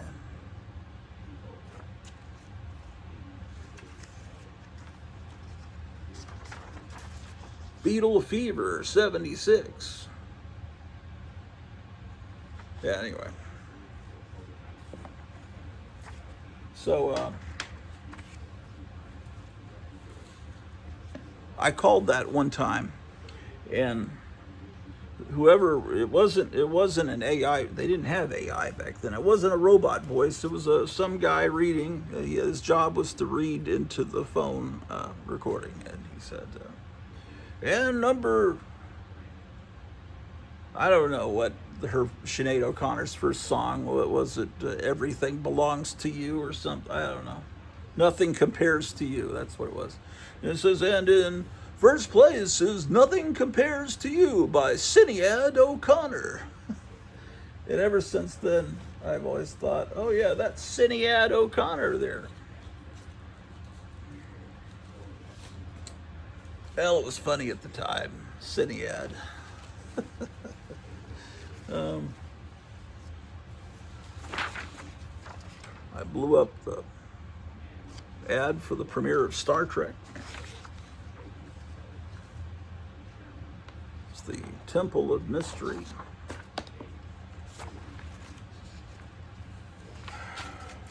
What I'm doing now is clearing off these pinball machines because I want to use this room as a setting for the AI fights and stuff. So I don't want a bunch of junk on top of the pinball machines. I want the AI to have a clean picture of it.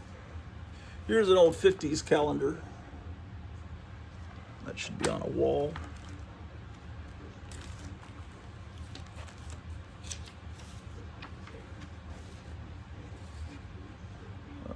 Adam West with a young fan on the set of the Batcave. He's got a Batman shirt.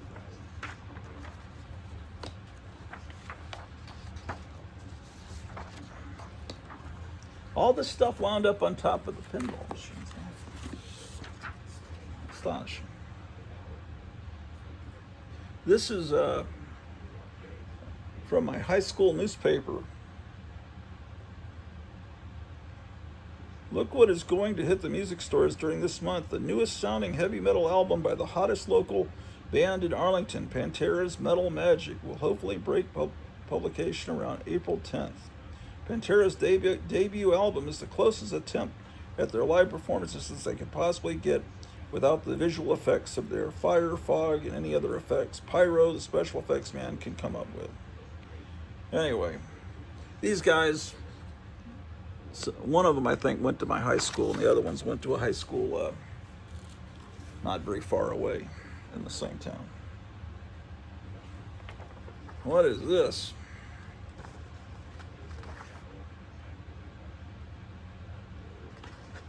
This is a whoa.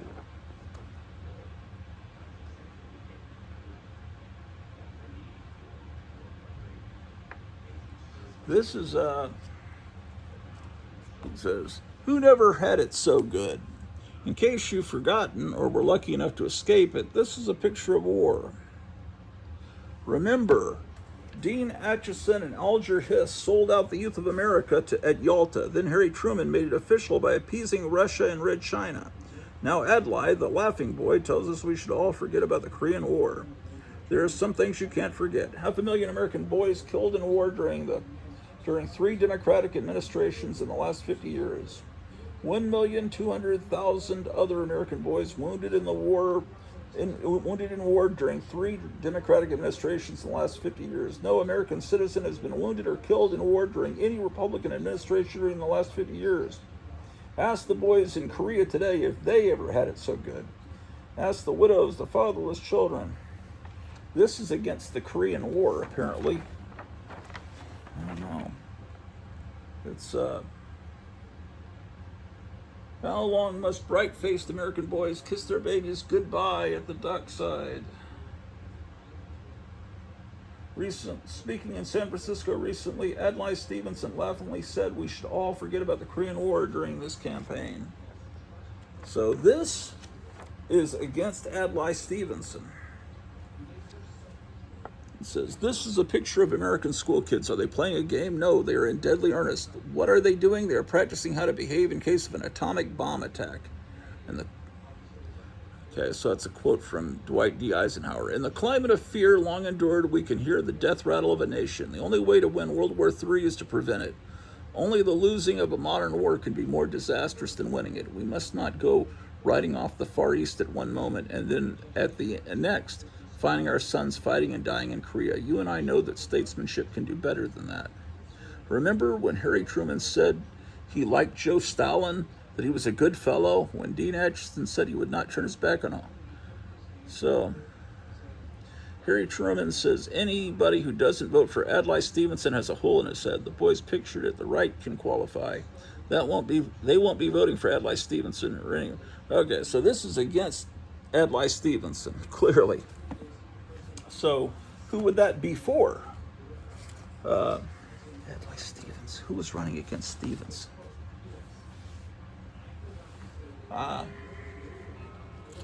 Oh, wait.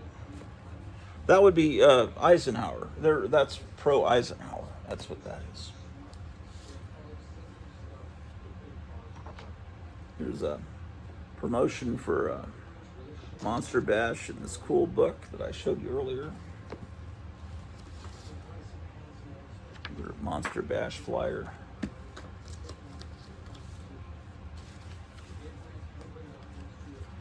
Just various pictures that it looks like I printed.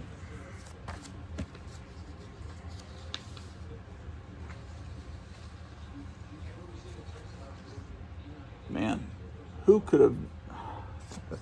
I wish this world would return to this. There's Donna Lauren, the Dr. Pepper girl. Okay. It's like a Flash Gordon promotion poster for... is this the new Flash Gordon? Yeah, it must be the one that's being printed now. Oh, it's Hopalong Cassidy. How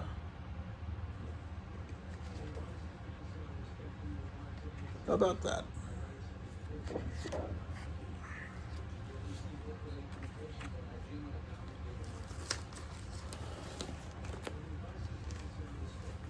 These are just a bunch of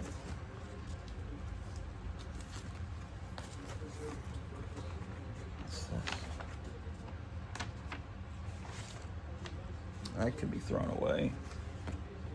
Backing board. What is this?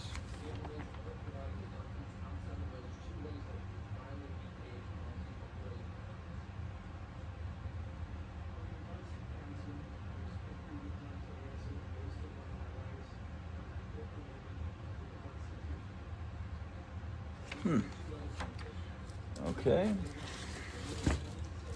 Ad for Geronimo.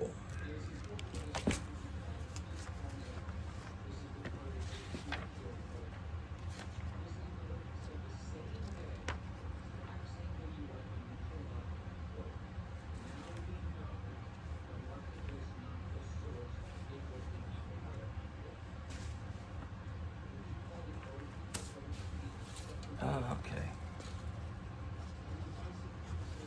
Hold on. This is a promotional photo for this early computer arcade game, Boot Hill, from April of '77. I have a Boot Hill machine downstairs.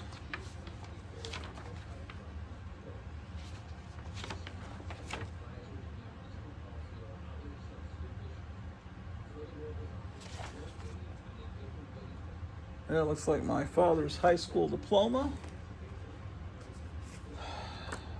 Okay. Well. Holy shit! I can't even begin to tell you how much Grottu has changed my outlook on life. I think about him all day. Yeah, buddy. Come on down to the Hotel Orloff. We're having a hi-fi hillbilly record hop, and there will be topless vampire surfer girls and color TV. Well, we're back and trying to clear off these pinball machines, which is it takes a long time. The things that wind up on the pinball machines tend to be things that I want to protect from the cats. Before the cats learned that they could jump up on top of the pinball machines. And so, anyway. Now that they can get up here, I just got to clear everything. Plus, you can't really play the games if you don't clear them. So, yeah. Okay, so we've got some postcards that came from John Goris.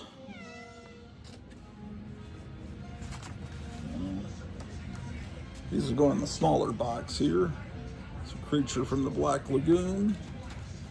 And just some illustrations he did on notepads that he sent.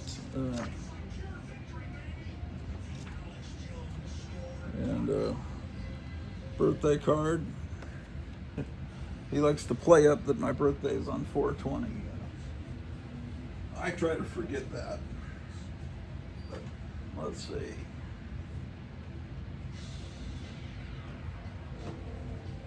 Here's a postcard from Jeff, who's a big fan of these Aurora Monster Scenes kits. I am too. Thrilled that they're being reissued. This is a little puppet designed by Joe Riley in promotion for his Hypnotic Eye show. Cats, don't be bothered with that. Here's an autograph from Lisa Loring, played the real Wednesday. Although Christina Ricci was a good Wednesday, that was the best thing about those 90s movies, but there was only one Addams Family, the 1964 to 66 ABC series, in my opinion. And anyway, this was sent to me as a, oh my gosh, it won't fit in the box. I guess it has to go in this box. This was sent to me by Jambo Comics. Okay.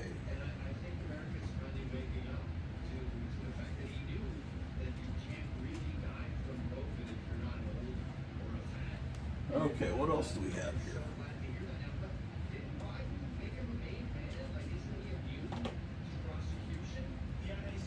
This is a picture of Jesus that was always in the house all the time growing up. So it needs to be up somewhere in a prominent place. And would go well with the paint job in this. Look at this, man. It cost 29 cents at Woolworth's. Pretty neat. And some of the Grottu Orloff show postcards that Jeff made. Put those there. Okay.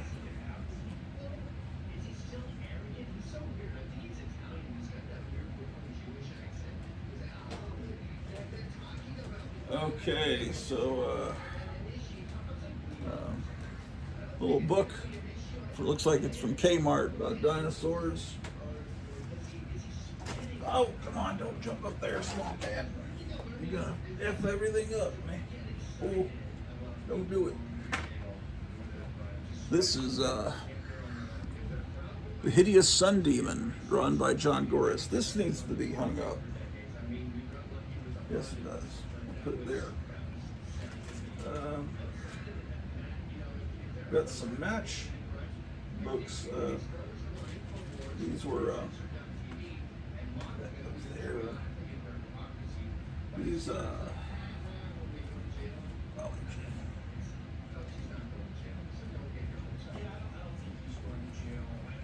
there was a bunch of stuff like this that was being thrown away.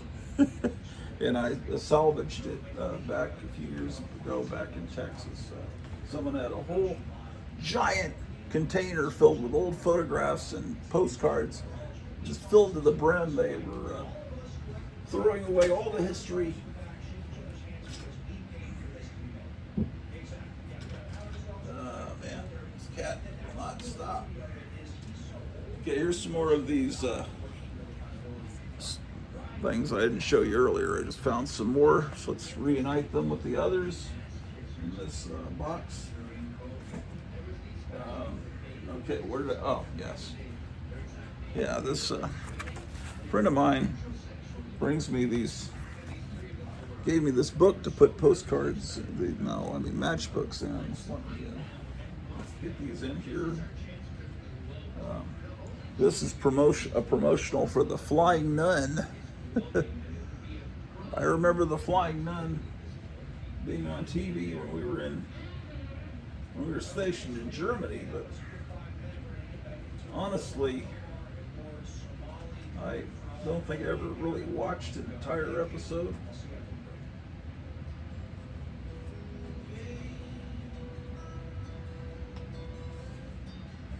And this is what the heck? Mary Kay Place. She was an actress, right? I remember Mary Kay Place. She must have put out an album, Aiming to Please. So I don't really know her for her music. Seems like she was in this movie. I think she was in a movie with Chevy Chase that no one remembers.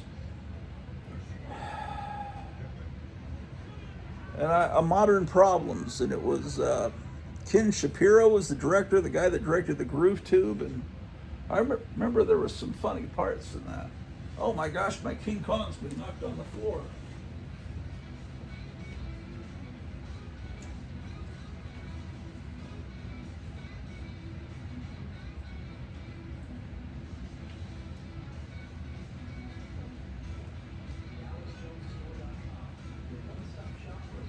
Will these cats ever stop their mischief? Anyway, I hope he's still okay. Let me analyze him. Luckily, the dog has been very tired because there's no chew marks on this thing. Let's put him in a better place.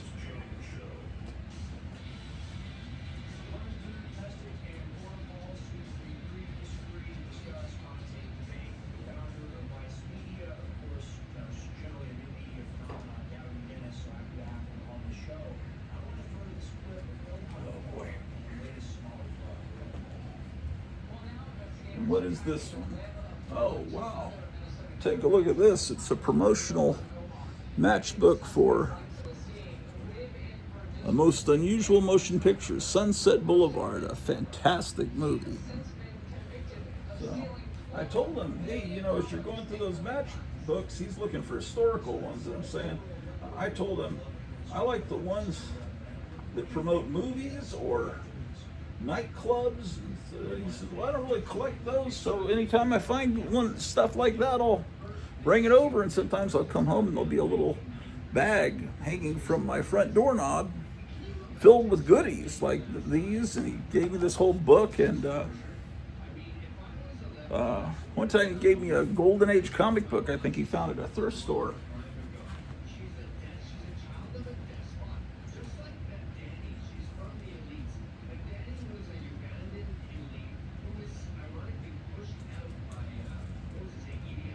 Okay, so got some original artwork here. This was sent to me back when I lived in Texas by a viewer. When's it dated? 2021, Montoya.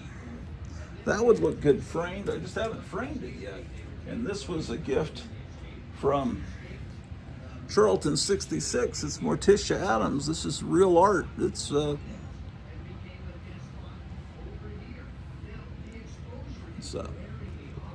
note on the back. Kenneth, I commissioned Steve, how's it pronounced? Steve Conley, I think, is to draw this for you. I hope you like it. Also included one of Steve's books. He's a great talent, one of the nicest guys in comics. Enjoy my treat.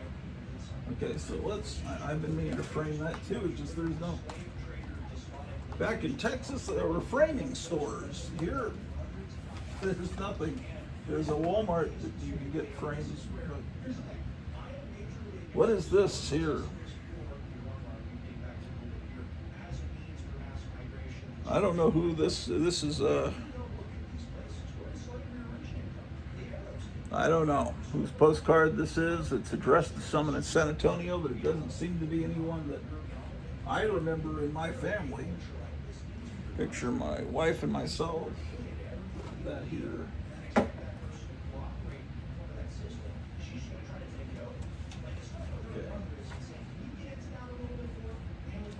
Here's a portrait of my mother, and this is her graduating probably from college, I'm guessing.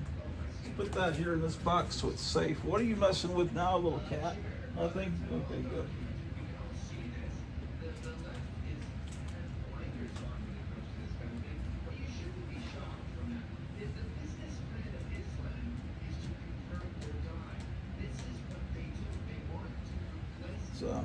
Tom Terrific. I need to put him up somewhere.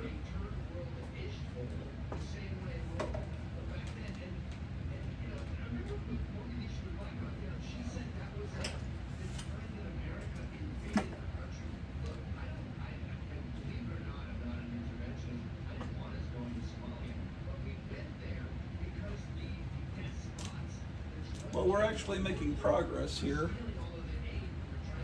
Kind of.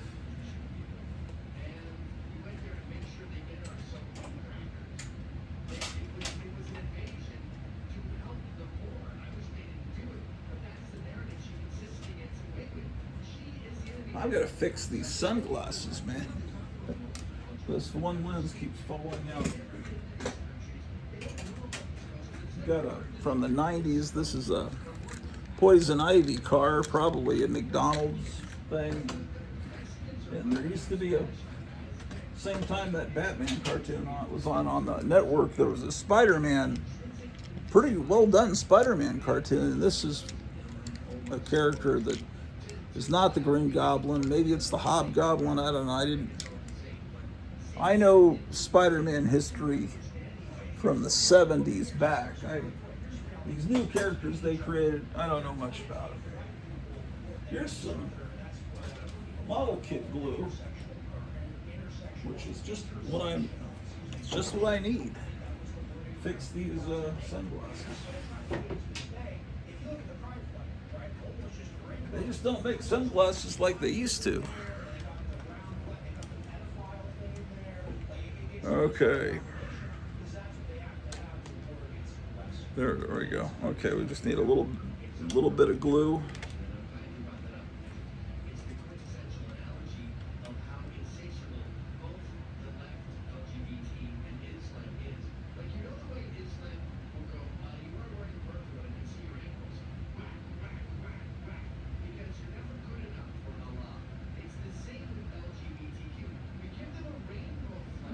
Okay. Well, I've got everything ready for tomorrow. I see how Hollywood works. You know, I've been doing all the preparation work for when I'm able to actually create my moving images tomorrow. I've got a whole plot line created with Sheena, Queen of the Jungle. She's going to be in Los Angeles and San Antonio fighting giant monsters. She's going to fight the giant Scuzzfink monster from Big Daddy Roth and the Great Garloo, and interact with Donald Trump again. And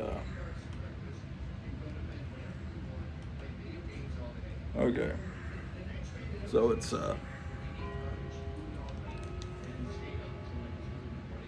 good as new. So it's a very hefty scent of airplane glue. Let's put these aside and let them dry.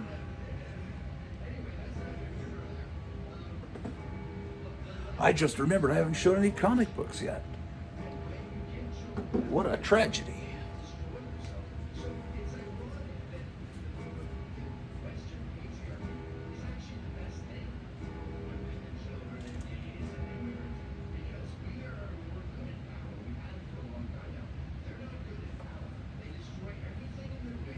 This is a little hanging alien sea monkey. I don't know what it is, but I did have him on the Christmas tree, or her. I don't want to misgender it.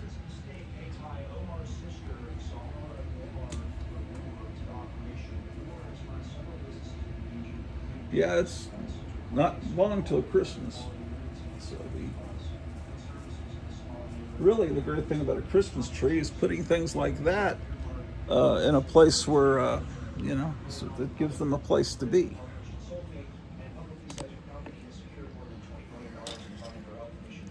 Here is a Chamber of Horrors.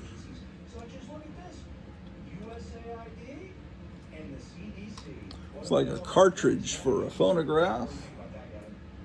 Little ring. Just make a good engagement ring. This is a torture victim. It's one of those little dangling, jiggly guys that hang from their chains and everything. And this was one of them. That's the same mold for this head here.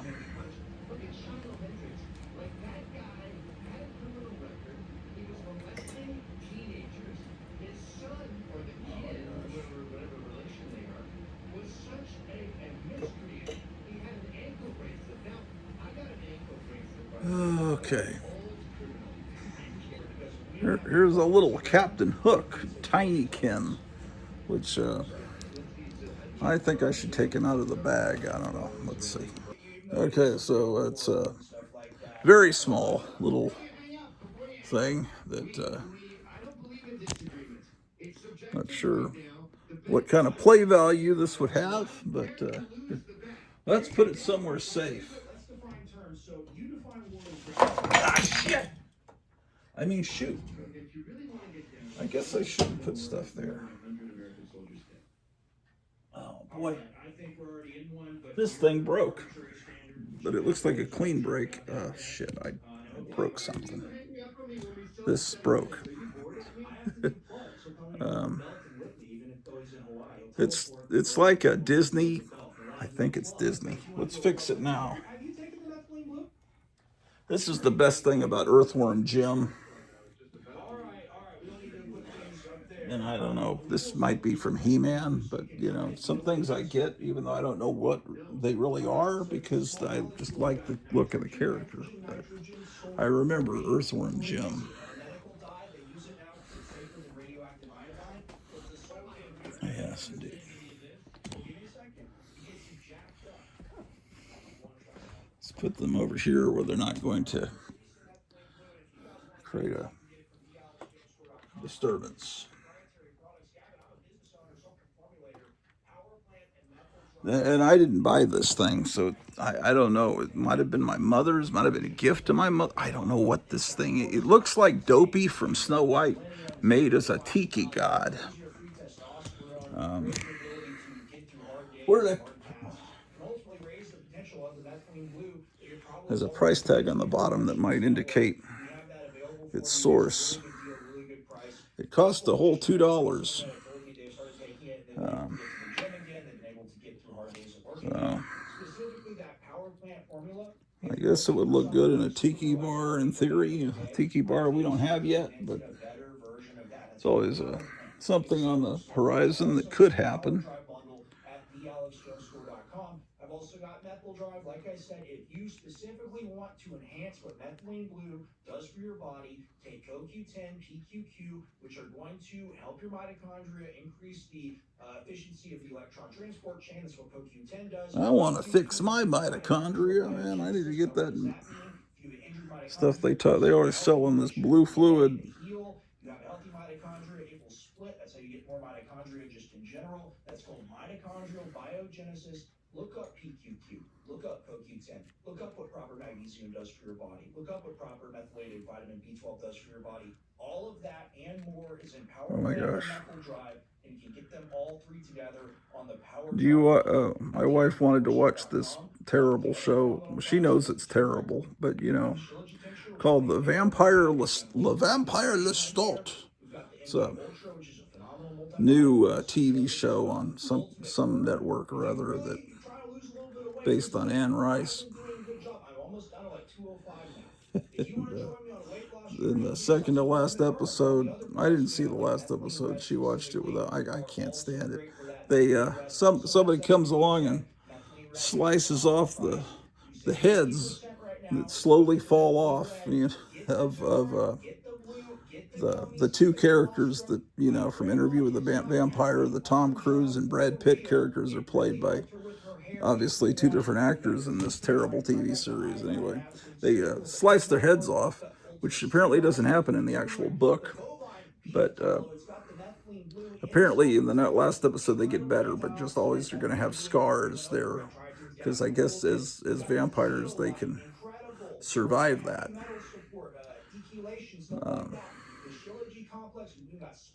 So how about that? And I'm going to spoil something, so if you don't want a spoiler about Spider-Man that comes out in 2 days, you can just end this episode, as I'm about to go off the air anyway. I guess Marvel thought they were keeping a secret with Sadie Sink, who I guess was in Stranger Things, I'm thinking. But anyway, she's a young, pretty redhead, and she's been cast in this new Spider-Man movie, but they said she's in a mystery role. And it's like, well, okay, a redhead, Marvel Comics, you know, with Spider-Man, you think, well, that's got to be Mary Jane Watson, but they already have an MJ in this current Spider-Man universe that Peter Parker's in love with, and she goes, I don't think they ever say her name, but her name is MJ. But she's clearly not a redhead. So people said, well, they could always introduce Mary Jane Watson and say, well, that is just coincidence that she happens to be called MJ, which is what Mary Jane Watson was nicknamed in the comic book. And then we'll just have 2 MJs. But you kind of know that wasn't going to be the case. So what other redheads exist in the Marvel comic book world? Well, there's the Black Widow, but they killed her off for some mystifying reason. It's just like they killed off Iron Man, because I guess they thought those actors were too expensive or wouldn't come back. But you don't do that. You don't kill off James Bond because Sean Connery's leaving. The series has gone on for almost 50 years. Well, almost, not quite. 50 years without, 45 years maybe without Sean Connery. And so anyway, they kept it as a secret, and it was working, but then some rapper that has apparently a song in this new Spider-Man movie at the premiere, they asked, "What's your favorite character?" And this is a spoiler, so stop the video. He said, "Well, I really like Jean Grey. She was a great villain." Okay, so she's gonna play Jean Grey, who is apparently now the leader of the X-Men, not Cyclops, because it's 2026. And I don't know if she's a member of the X-Men yet in this, but she apparently, Dr. Strange zapped everyone's minds so they'd forget that Peter Parker was Spider-Man in the last movie. But apparently Jean Grey can remember because of her psychic powers. She remembers that he's Spider-Man. Anyway, I don't know, something. So somehow she's the villain in the movie, and I guess everything gets better between them. But that's introducing the new X-Men, who are probably just going to be called the mutants, because they're not just men, we're women too. And I think she'd be a good choice. If they're doing that, they're obviously casting young for the X-Men, which they're supposed to. It's supposed to have been a school for youngsters. So that's. Well, but anyway. So we'll see. Reviews have been good. People say the ending's not that great on the new Spider-Man movie, but I think that's because it's branching into whatever they're doing next. The Spider-Man's not in this Avengers movie that's coming out at Christmas, unless he is. I don't know.